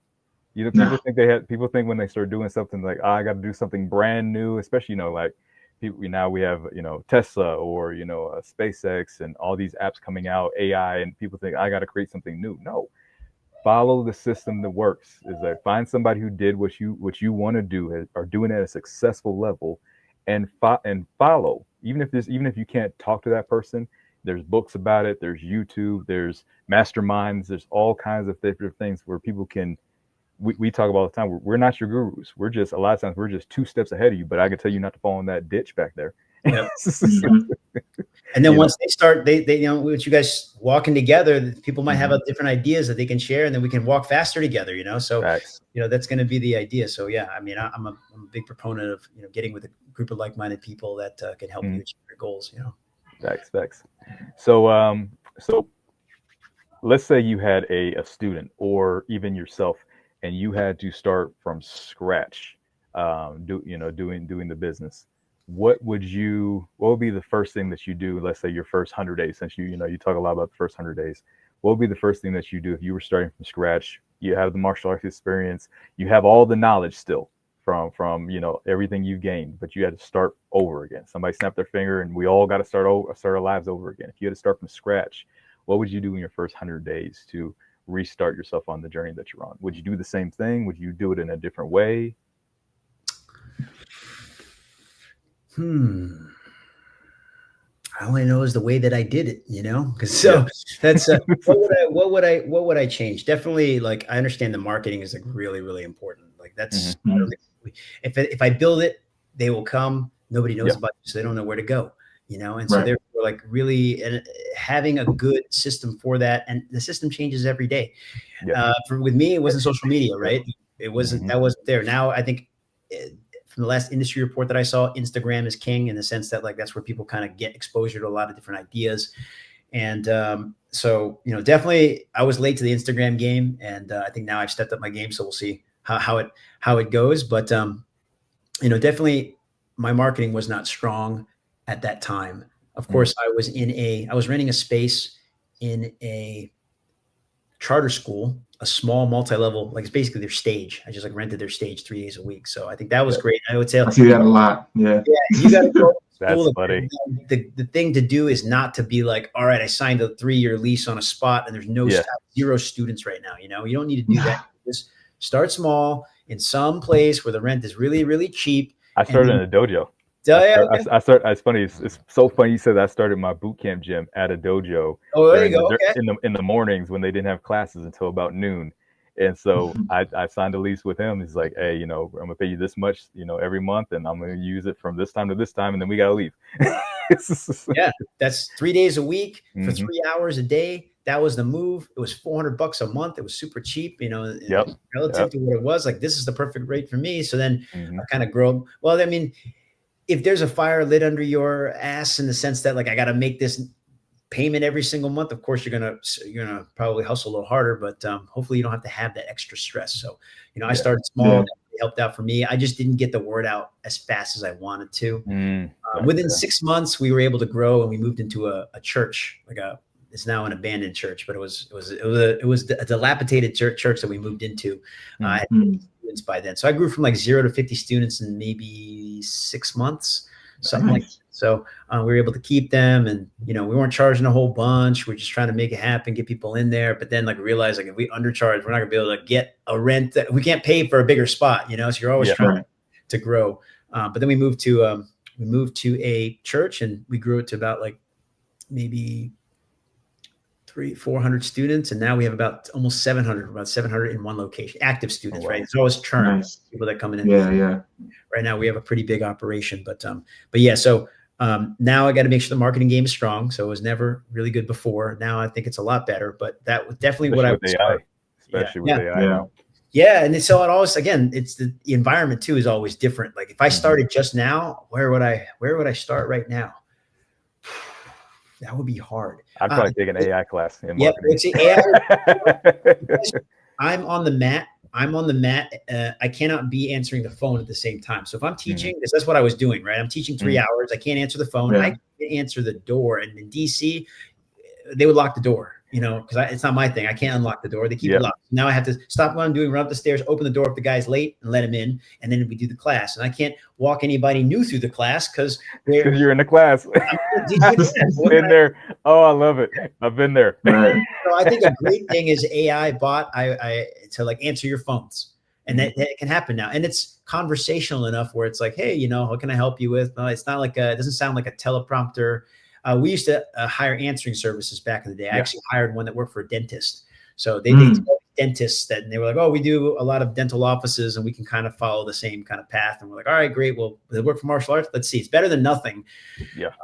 Better than nothing happening. But now you got AI, it's done very cheaply, and you can, and the AI can follow up with them too about getting them signed up to come to class. So a lot of your administrative things can be taken away by having the AI do that for you. And I think it's really hit the nail right on the head there. So operationally, I get an AI. Dealing with marketing, of course, you got Canva and AI, so you can just make some awesome ads now and try to run them. But I would say messaging. Even messaging, it'll answer DMs automatically and send people links to your appointment bookers and all that good stuff. It's. I wish there was AI when I was doing my stuff. Oh man. I look back and like, how did this thing even happen without all these tools that exist right now? Because there's so many things. Because we were cavemen. It's like I felt like a cave. Right. I was a caveman back. Like you said, I was making flyers and going to the print shop and all that good stuff. Taking them off buildings and be like, can I put a flyer in your window? and then the other thing is exactly what you guys are doing. Investing in some sales training. That is not a great word in martial arts, because it's like, oh, sales, what's honorable sales? Like, well, really, it's in the enrollment. I have to really understand the enrollment and get you from sitting on your couch and eating 2 hamburgers now to coming into class, ready to sweat. Like, how can I bridge that gap right now and get you to understand that this is something of value? And I told you that in confidence. Yeah. So it's we all know that you're on your couch eating burgers, Edmund. We all know and you're still, so that's the thing, right? And how can we get it from like 2 cheeseburgers to 1 instead of 2? Right. My real fight is trying to get Edmund to wear pants for the podcast. That's can't stand up right now. It's hot in here, Travis. So I think that is also really important, like how you convey the benefits of martial arts such that they can understand you, because you may understand it, you may think it's a certain approach it a certain way. Sometimes it'd be, I don't know if you've seen that movie Foot Fist Way. I think that's a great example of how not to do it, where he's like, Taekwondo is deadly killing art. Right. So trying to really match the message and the media with the market, right? The person who's coming through. Like how do we do that? And so I had no idea really at that point. I was just trying to be like as friendly, as professional as I possibly could, and hopefully that would get across. But a lot of times it's hard because now what would we charge? Average $200 a month, up to $300 a month, depending upon what you want to do. It's like, it's hard to convince somebody right away that that's something they want to do. So therefore we get you to come in, you do a whole process. We walk through the school, we introduce you to everybody, you take a class, and we want you to understand what the value is of that. Right. It's almost like going out to dinner, going out to dinner is $100, you value that. Yeah. It's like, well, I need you to understand that like that $100 times 2 could get you even more than that, but I got to let you see what that is. So the whole process of martial arts sales enrollment, I would have liked to have known a lot more about that when I first got started and understood, rather than try to figure it out for myself. Yeah. Right. But you had to start to figure out what you don't know. What's that? I said you got to start to figure out what you don't know. That's right. That's right. That's right. Yeah. That's right. Yeah. Now doing this business, that we're doing now. I always tell people I learn more from my quote unquote failures than I learn from my successes. It's like my issues and my struggles with, running the boot camp and having to shut that down and all that good stuff is like, it's definitely affected how I, my perspective in running the business that we're doing now. It's like, oh, it's so different. I was like, no, we need this. These are all the things. This is where I dropped the ball, and we're not doing that again. I was like, and you don't have time was enough. You as coming in a group, you don't got to do that either. Like I can show you that, or you can go through that. Exactly. That's another way to do it. And some people never learn the lesson afterward too, or it's just like, you keep doing the same mistakes, same thing over and over again, and not figuring out why it's not working. It's like, bro. And that's where having somebody on the outside, the coach, like come and tell you, like, hey, like you see this is happening right here. This is what I see, and it's because you're like all wise, knowing being. It's because you have a different perspective on it. You've either been there and done that, or you're seeing it from the outside where that person just can't see it. And that's where having that connection, that group of people, that network, that person who's helping you out really gives you an advantage and helps you get where you want to go a little faster. For sure. Yeah. Sensei, real quick, we have a couple more questions. Do you have some more time for us? Sure. Yeah, good. Perfect. Okay, excellent. So one big thing that I found out about you when you came into the dojo, and also just kind of looking through your social media and your YouTube channel, and for those who haven't seen it yet, Nakapan MMA, definitely go out and check his YouTube channel out. You're chasing something that you created yourself that you're calling the Triple Crown. Yes. Where you're trying to get world titles in judo, jiu-jitsu, and now in kudo as well. Yes. Tell us how you got started with that, and what does your regimen look like for that, and how you stay safe and still balance everything with your training? Well, first, I trained kudo with you, so we were saying we were relatively safe, even though you're much bigger than me. So I appreciate you for your awesome training partner. That's right. Thank you. Appreciate it. Well, I compete a lot. Over the course, we used to fight MMA a long time ago. I fought Muay Thai as well. I retired. Yeah.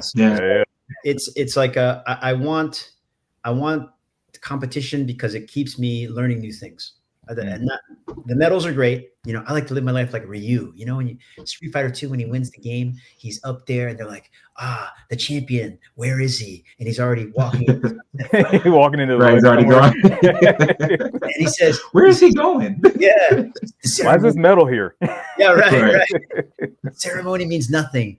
The fight is everything because you're learning from the fight. And so therefore, that's really what I'm after is how can I improve myself? And also because it's not my idea to do these things, it's because maybe if I try this will help me achieve that goal. So I find that as a goal setting and as a growth tool, a vehicle for growth, competition is great. And I've been competing, all my life. I compete in jiu-jitsu. I 4 times a year, usually. That's what I say. I'm do 4 competitions a year, and I keep stats on it and see where I'm at. What submissions am I doing? What are the outcomes of it? What's my submission rate? What's my win rate? And so therefore it becomes a game. I have a leaderboard. And over the course of a couple of years, I was like, this is not, where am I at with this? I said, I won the No-Gi Worlds Masters, right? Masters, old man's division. So Masters 2, No-Gi. Yeah, I think so. And I just focused a lot on No-Gi for a long time. So, and now everybody's doing No-Gi. It's like, you guys see it, UFC, BJJ, the ADCC. It's like everybody's doing no-gi wrestling, submission wrestling. And then so I'm like, I'm putting the gi back on. Everybody's doing this. I'm doing this. So I didn't put a gi on for 7 years. And now I'm like, I'm going to go put on a gi. And I am going to compete now in the gi just as much as I can. So that's one thing for Brazilian Jiu-Jitsu.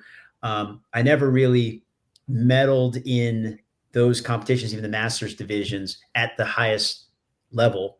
So I was like, well, I'll go ahead and pursue that now. But at the same time, why don't I leverage the gi to get my black belt in judo? Because I'd come very far in judo too. I was a 3rd degree brown belt. But then when they took the single legs and double legs out of competition, I was like, I don't want to do that anymore. Be a fighter. I want to learn how to fight. Well, now we're taking this important tool out here. Why am I even learning these skills? That's short-sighted. I was just like, I was mad that I couldn't do the single leg anymore. So I was like, I'm not gonna do this anymore.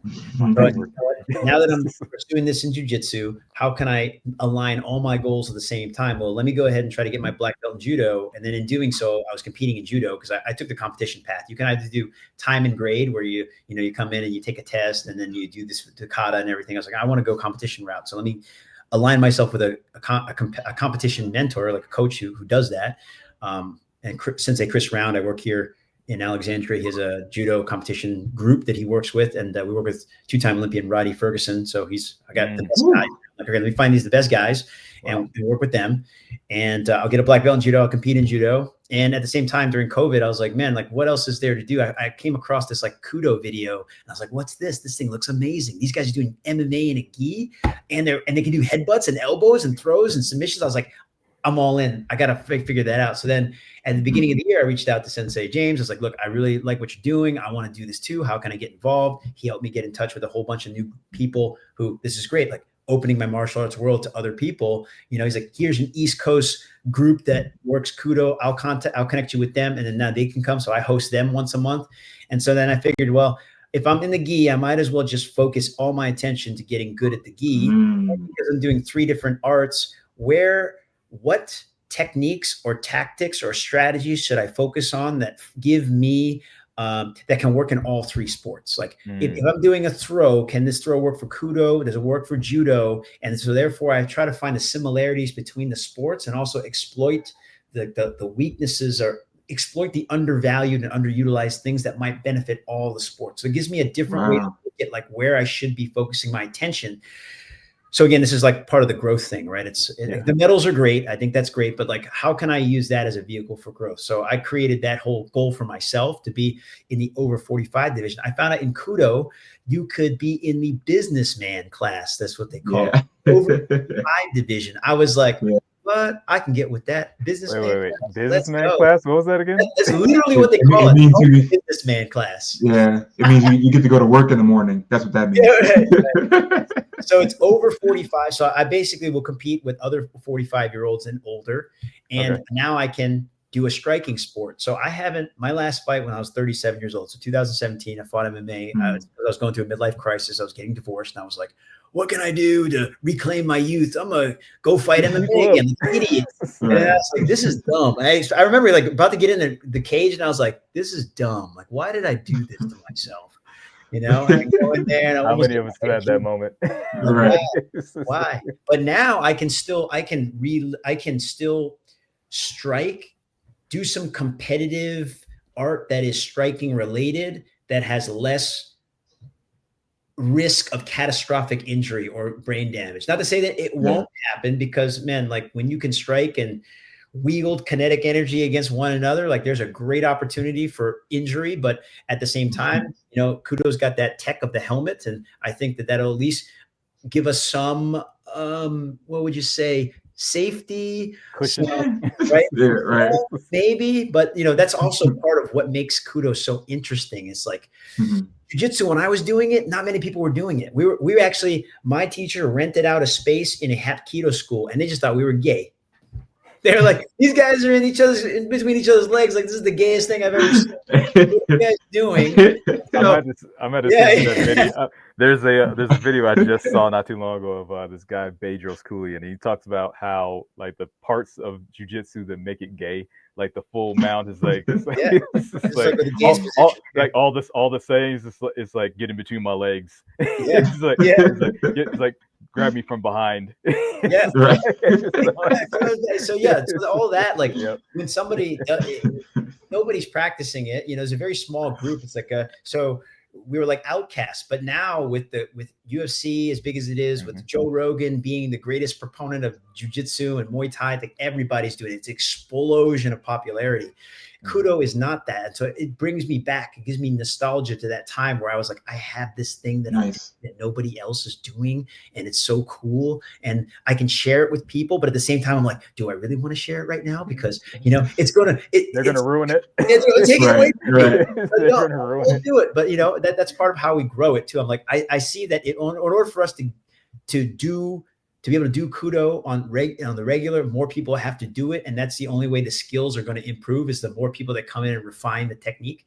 So I get it. No, I don't need to hold it for myself, but I think it's very unique. And I think it answers a lot of the questions and a lot of the concerns that the grappling community has with the direction that jiu-jitsu is going.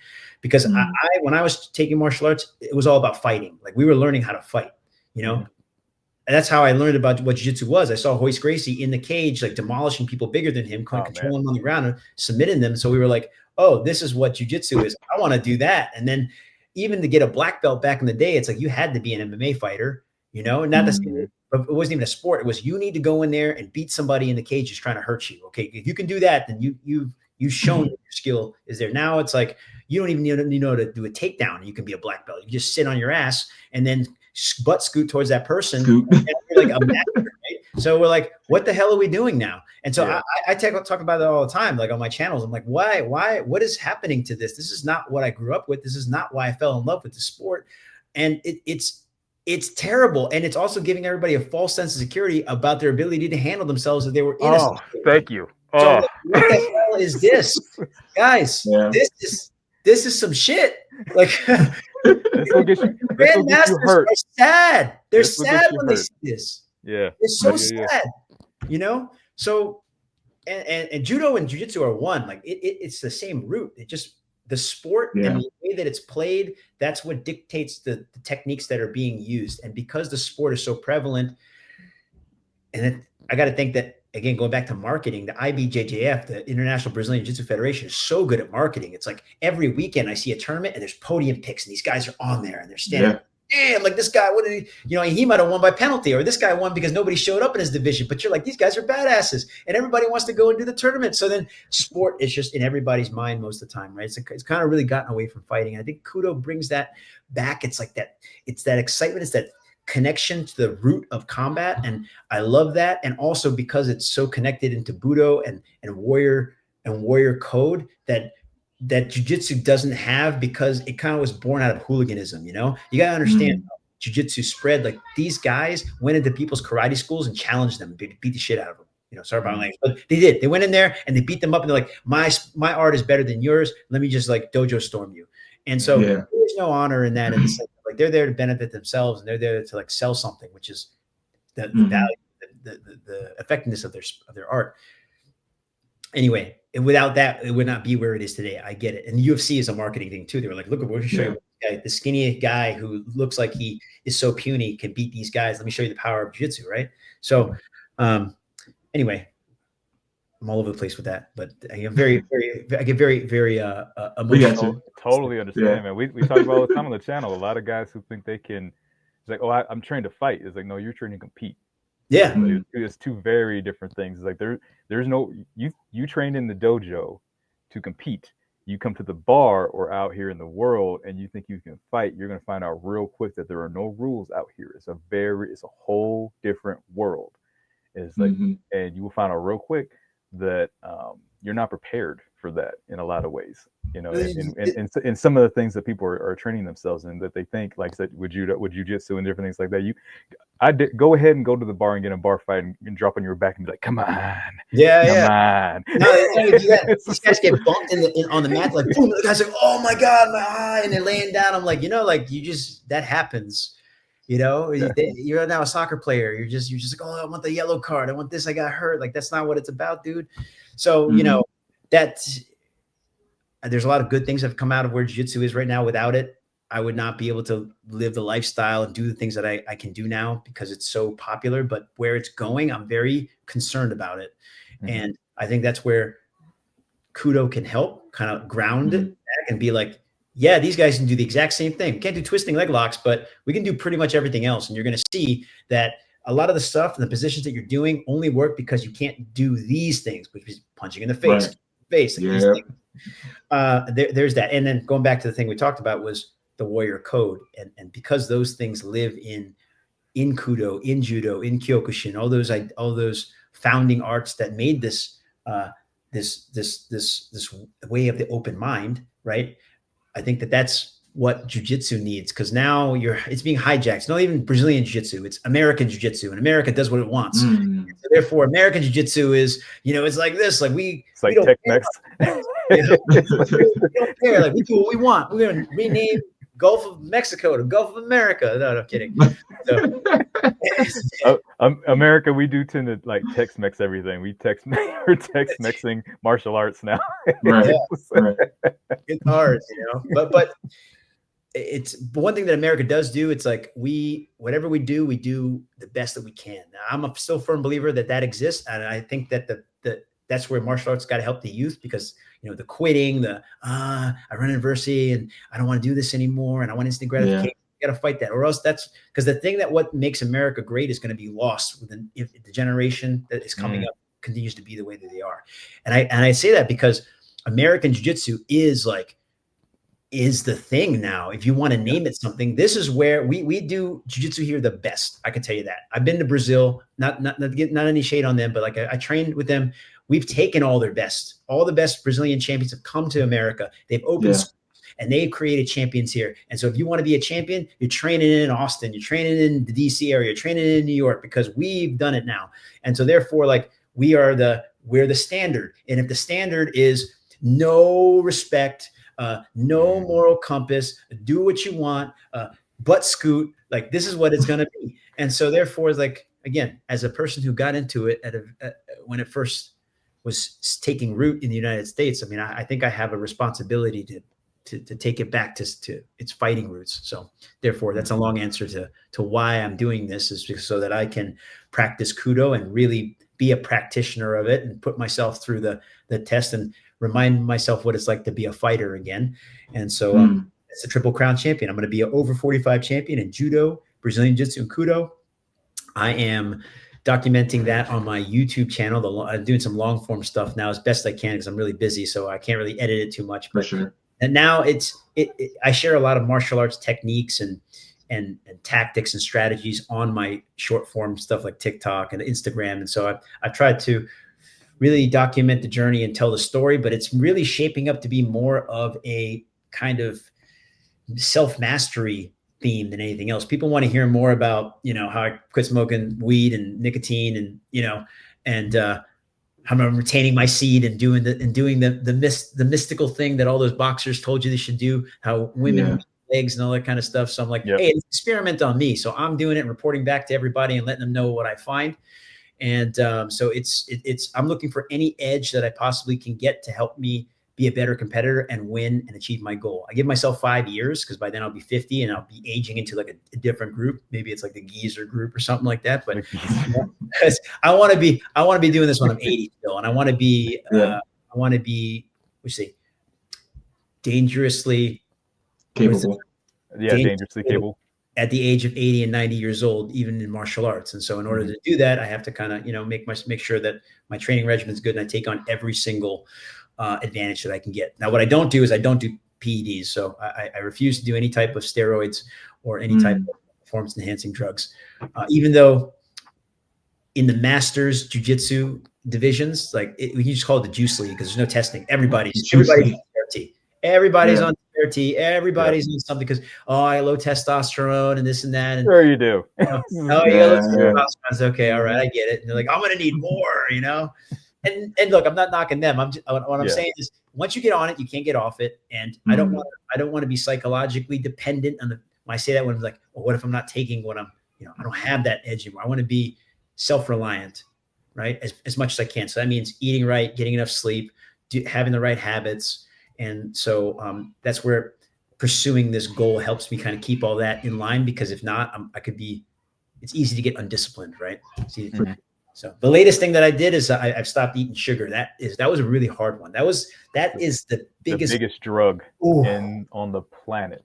And I can't, and I do. And now I haven't talked about it on the channel yet because I'm always careful, because it's like, I stopped eating sugar and now this guy's eating a donut, and it's like, he's totally hip. And they'll be filming you too. You got to, everybody's, so they'll be like, this guy got him. Instagram. Yeah, right.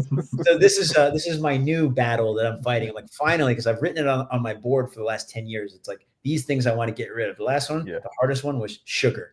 I'm like, damn, I really like sweets. I really like cake. I really like, and now my daughter goes to all these birthday parties and I can't eat the cake. Can't do it. But it's been really helpful. Makes me mentally sharp. I don't have cravings for food all day anymore. I try to eat more healthy. So that's something that's really helped me out. Hopefully I'll stick with it. But hopefully the competitions will keep me on the straight path. So that's why I do it. Nice. Excellent, man. Nice. Yeah. So, you mentioned something key with the generations that are coming, that if we don't do something now to change that, the next generation, we call a lot of guys the lost boys, because we're moving and just drifting through life in a lot of cases, or just not knowing what's going on. But a lot of guys aren't really, they're either afraid to or not taught, or taught that these traditionally masculine traits, like, let's say, assertiveness and aggressiveness, any kind of aggressiveness, is like toxic. There's the term that I absolutely hate, is toxic masculinity. I don't believe there's toxic masculinity. I think there's just toxic people in this world. Because I don't think masculine does the toxic part. I think it serves and protects and guides and does all these different things. But anyway, so a lot of guys are taught that that's a negative thing. How do you think that martial arts teaches boys and men to tap into those masculine traits, like the assertiveness and the aggressiveness, but in a healthy way? first of all, I think that the world is the way it is because they don't want strong men in the world. If you do have them, then it's harder to rule those people. So let's give them sugar. Let's give them porn. Let's give them all these things that keep them busy and depleted and satisfied. Because if you have that, then they'll go along with whatever we say. You know, and then now it's like, well, what about the people that aren't about that? Well, we got to also frame this in a way that is negative. You know, we don't want these people in here like this. They're the enemy. Yeah, these are the people you don't want to be like, right? You want to be agreeable and, you know, and just enjoying your life and go along to get along. Yeah. Now it's like, you know, it's crazy. It's crazy. I don't understand. Even if I would ask the people, who they are, I don't know. We can get into the conversation for another time. Yeah. Like that, what do you want out of it? You want a whole bunch of like just complacent, underachieving people under you? Then when you actually have to do something, like everybody's just can't, you know, is incapable. What is that about? Yeah. That's going to be ridiculous. So, but that's what I see. So I think that, we have a body for a reason, right? Like, you know, by using it in a way and learning the skill, we talked about self-reliance. Like they're going to understand that like you have everything you need, you know, you have everything you need. You're going to run into some adversity, and it's really about trying to break through. And it may not happen the first time. We have a big quote on the wall that says, you know, fall down 7, get up 8. And that's Jigoro Kano. I love that quote. Right? It's great. It's great. And that's the same thing. So if you can live by that, you know, you can overcome anything. And some things are, you know, and maybe that's running into the wall over and over again is not the answer, but maybe you go around, you'll find the opening you're looking for to get out. And so I think that martial art is a vehicle for that. And that's where I think that young men can really benefit in that. And I think about it, if you were wrestling somebody at school, you probably get detention, you know, if you're in there. But where else, what other activity can you be other than wrestling? Not even now. Now you get suspended. Or expelled, or not suspended, expelled. They were expelling, and this over the last probably 10, 15, maybe 20 years. Because I got in fights when I was in school. I got in a few, not a lot, only because I don't start fights, but I end them. So I've gotten suspended before for fighting. Most guys probably, you know, if you're over 30, have gotten suspended for getting into a fight in school at some point. But now they're actually expelling kids for getting into fights at school. They're calling the police and if you get into a fight at school or outside of school, they will press charges and doing these different things. Even if you are getting bullied and you're defending yourself, kids are getting expelled. It's being written into the school guidelines now that you are not to defend yourself. So in my mind, you're making victims. Yeah. Also because, you know, when we fought people, I don't know about you, but some of the people that I ended up like actually fist fighting with, I became friends with afterward, you know? And so it happens. No, that's one of my best friends. We got into a fight when we were in elementary school. I met him because I was chasing around the playground trying to beat him up because he said some crazy stuff. And finally he's like, whoa, just stop. And we went to his house and we've been friends since we were in elementary. There you go. It started out with me wanting to fight him for saying something crazy.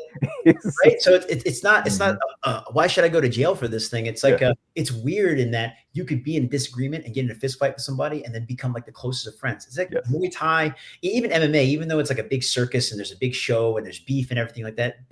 Backstage, you guys are like, hey man, you know, we're friends, and if we would be in the same place, we'd be training with each other anyway. So they go have dinner afterwards a lot of times and all kinds of a lot of WWE stuff that goes on with that kind of stuff. That's the brotherhood, that's the kinship. That's because the fans don't know.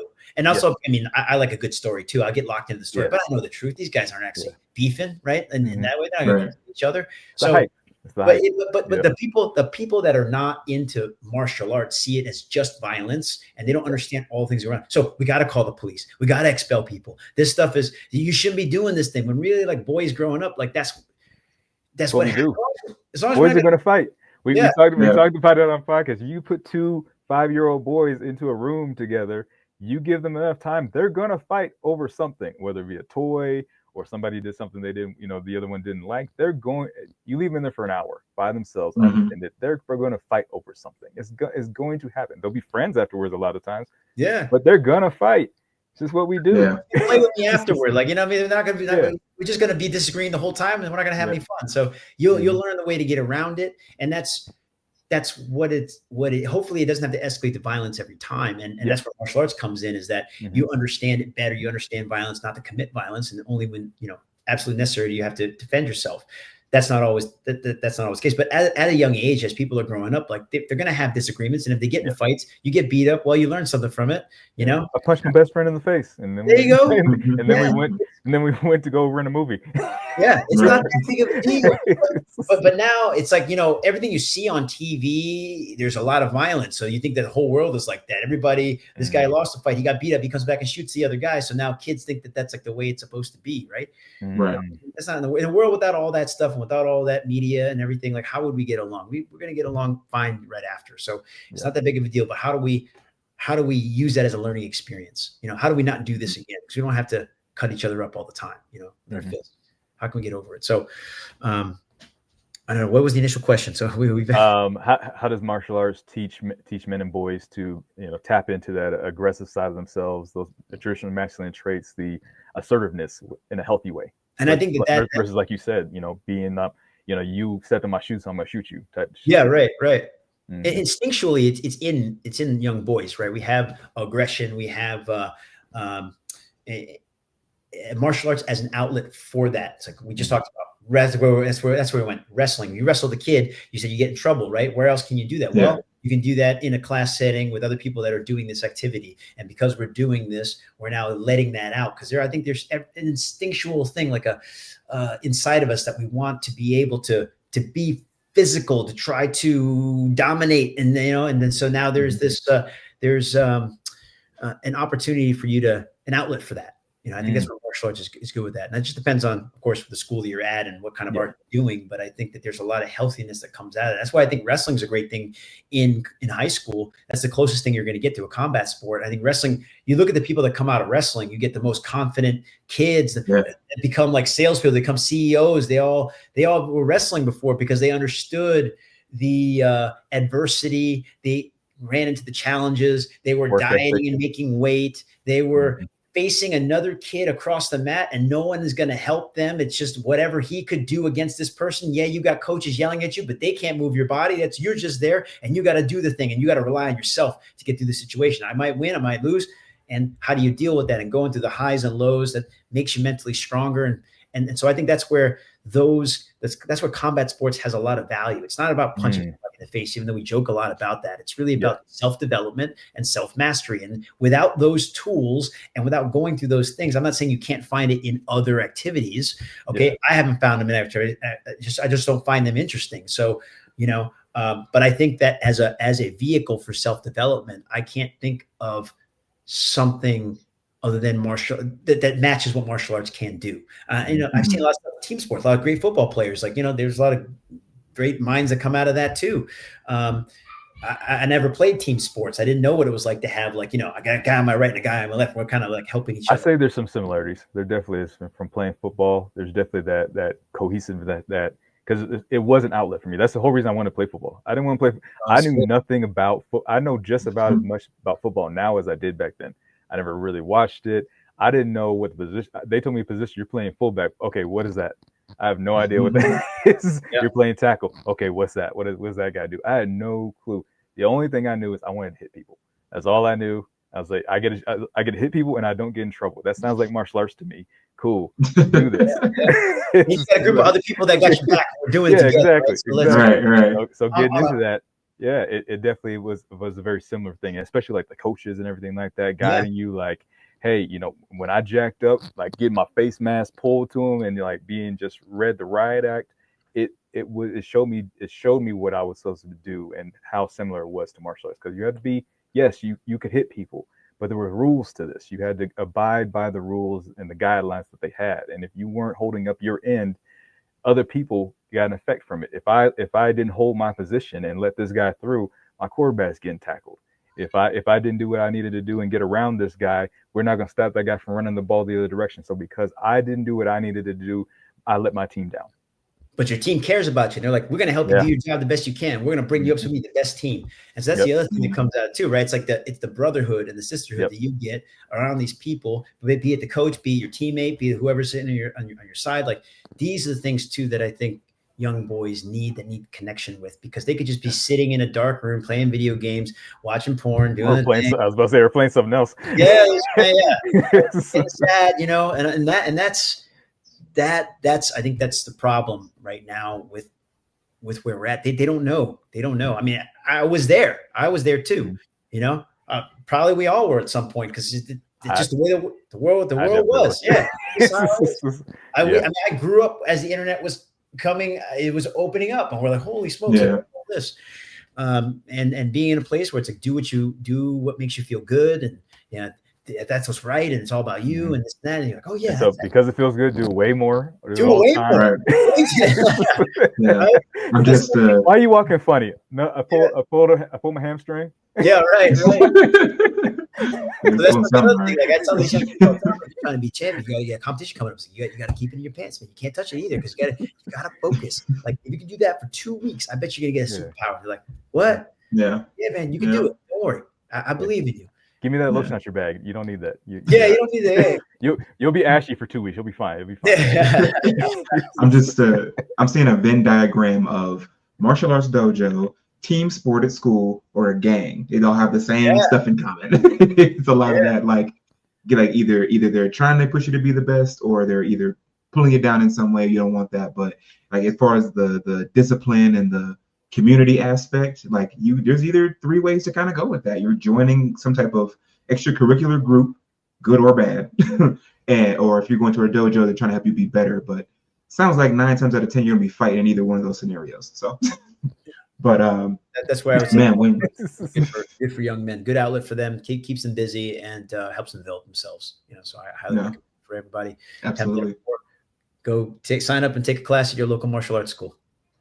Absolutely, especially if you're in that DC, Maryland, Virginia area. Come on by. We'd love to have you in our academy. Look us up online. Yeah. As we're kind of starting to wrap up, was there ever a time where you wanted to quit, and how did you get through that? Yeah,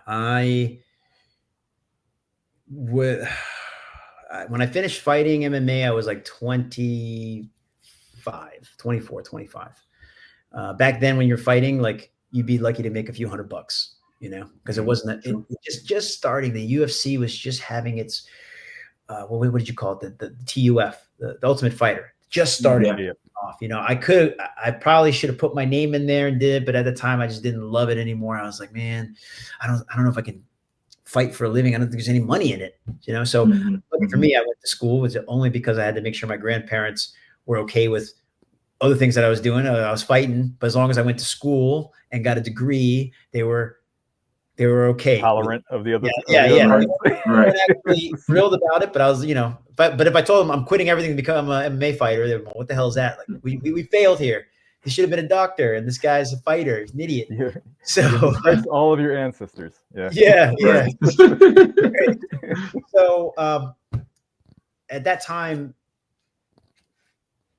it was great that I had a plan B, but because I had a plan B, like working in a professional environment, that's what I ended up doing. And I had a really bad back injury, and it might've been through jujitsu. I kind of vaguely remember it, but it was hard for me to sit down. It was hard for me to drive. It was hard for me to do everything. So I was just like, I don't think I can do this anymore. I saw doctors about it, and they said I had herniated disc in my lumbar, and they were recommending surgery. So I was like, well, at the age of 25, looks like I'm done here. Like, I don't know what else I can do. In any case, I never went through the surgery. I said, I'm going to try some other things. So I took like a year off of hard training, 1 or 2 years. I was doing other things. I did some boxing. I did some salsa dancing. I did some bachata. I was just like, I'm going to try to do different things, but nothing really fulfilled that passion like martial arts did, like competitive combat sports. But that's where I was thinking about quitting. I was like, man, I'm injured every day. It hurts every day. I can't even work half the time. I'm just not going to do it. And at the same time too, like I was dealing with in martial arts, there's a lot of politics, you know? Yeah. And I didn't really like the political climate where I was at. It was a lot of people just kind of backstabbing each other. So I just didn't really love it. And so therefore, you know, that's what love is. Sometimes it's like, it's got ups and downs. Sometimes you're really, really passionate about it. Sometimes you're like, man, I don't know if I can do this anymore. And it was at that low spot until I met, and started training with my current jiu-jitsu instructor, Professor Leo Dalla. And he just made me fall in love with it again, showed me different ways to approach it. He was competing in really big shows, and I was going with him because I was like, there's nothing else to do on the weekend. Let me just go check this out. And that kind of sparked my interest again. I was like, well, he's using it as a way to make himself better. He's like in great shape. He's, his business is growing. It's like, there's a lot of doors that open for him, and maybe I shouldn't turn my back on this thing, even though I can't do it the way that I want to. But luckily also I met the right kind of people when it comes to recovery and PT. And so it made me realize that it was just my habits that were my problem, not my back. And so I still, being 45 years old, you got to make sure you stay limber and be mobile. But yeah, so there was a couple times in my life. That wasn't the only time. It's like, as I said, I was escaping a cult one time. I was having a financial legal battle with one of my senseis. And then that was another time where I was like, why did I get back into this? Like, this sucks. Like, here I am again, dealing with people that I really care about. But then now we're all kind of fighting each other and backstabbing each other. And it's not great. But, I had to kind of go through that to understand how to navigate those waters, right? Be more diplomatic, be more assertive, be more understand what direction I want to take things. And therefore I can avoid certain situations like that. So I'm not, there's ups and downs, but I would say mostly ups when it comes to, the martial arts journey. I'm sure I'm going to run into more as I begin to get older. I'm 60, 65. Maybe I won't be, I'm probably not gonna be on the mat in the same capacity that I'm used to being, but I have to find a way to be comfortable with the level that I can muster on the mat. And that's where dealing with, getting connected with more mentors, that people are around that age that have done that and further along, being seeing how they do things and understanding what is to come and how I can deal with it. And hopefully they can help me kind of shortcut. It doesn't really shortcuts, but perhaps guide me in the right direction so that I don't have to make the same mistakes. So yeah. Got to find a sensei that's still in one piece at 80 years old, 100 years old. There's a few. My sensei now is 66. He trains hard, but not every. He says sometimes you just got to get a good training session, not a great training session. Now it's like, all right, great. Sometimes you have good 1% fine. I'm good with that. I didn't get hurt. I'll come back tomorrow. I'll see what I can do tomorrow.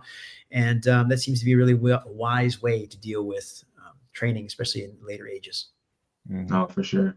I remember my dad used to make fun of me because I had a little old Japanese sensei in Goshindo when I was like 23, 24.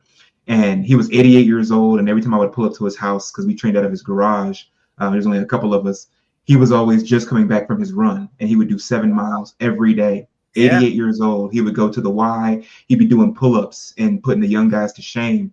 That's what I want to see. That's what I want to do right there. I seen this guy, and it's like 77 years old, and he's doing like these he's like pulling up on a bar. He's doing all these like the calisthenics, muscle ups. Yeah. Oh my God, I'm like, that dude right there. That's what's up. That's how you got to be. Yeah, man. I moved to Colorado, and I saw this old man. He had trekking poles, but he was doing like one of the vertical trails that we have called the incline. And he was coming. It was my first time up. He was like, I might go up and down a third time, and I'm like, you, sir, like I'm trying to be like you, but right now I do not feel it. There's no guy that goes up backwards. That's when I see them doing that. God. And I'm sitting outside drinking water, and some old man is going up backwards, and I'm just like, that's insane. I quit. Today's obviously not my day. Right. So last question.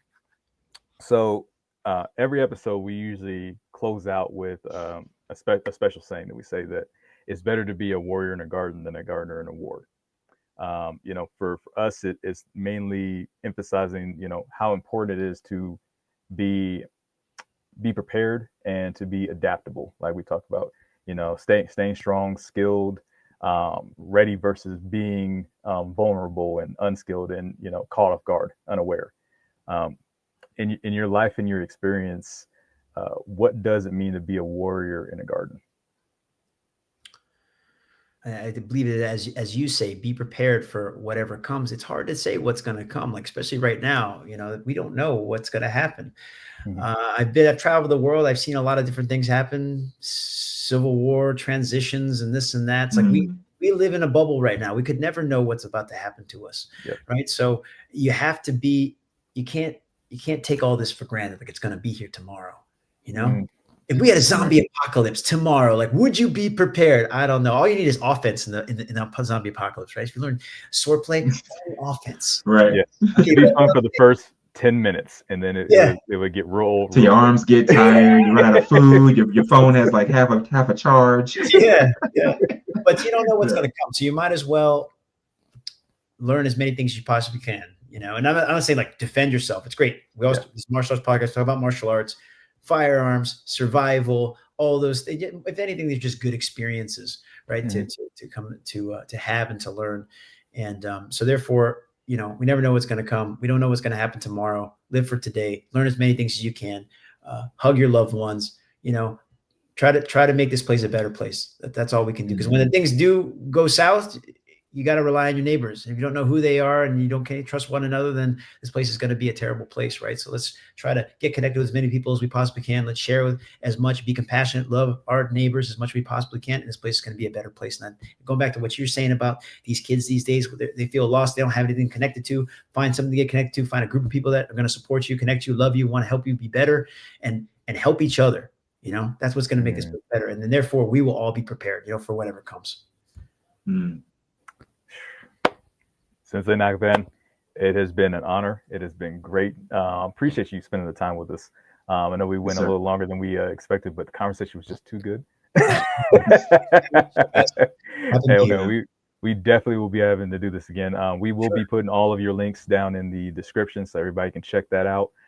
Definitely check out his YouTube, his Instagram. There's a lot of information there that's really valuable. If you are in the DC metro area, definitely stop by and tell him Warriors Way Home sent you, you know, and tap in with him, get that knowledge, man, because he's definitely got a lot to share, and is can't wait to see how big everything gets for you and see this vision start unfolding that you're laying out for us, man. I definitely can't wait to see that, and definitely one of these days we're definitely have to take a trip out there and get some of our own training on the mats out there. Come on to Washington DC, guys. Come on to Washington DC. Yeah, and likewise too. I hope you guys, you know, your group grows, you get connected to more people because you're doing a great thing, especially when it comes to like teaching people sales and helping people free themselves from the 9 to 5. You know, I think that's the big thing too, that people need to have a group of people that have been there, done that, and can also share that wisdom with them.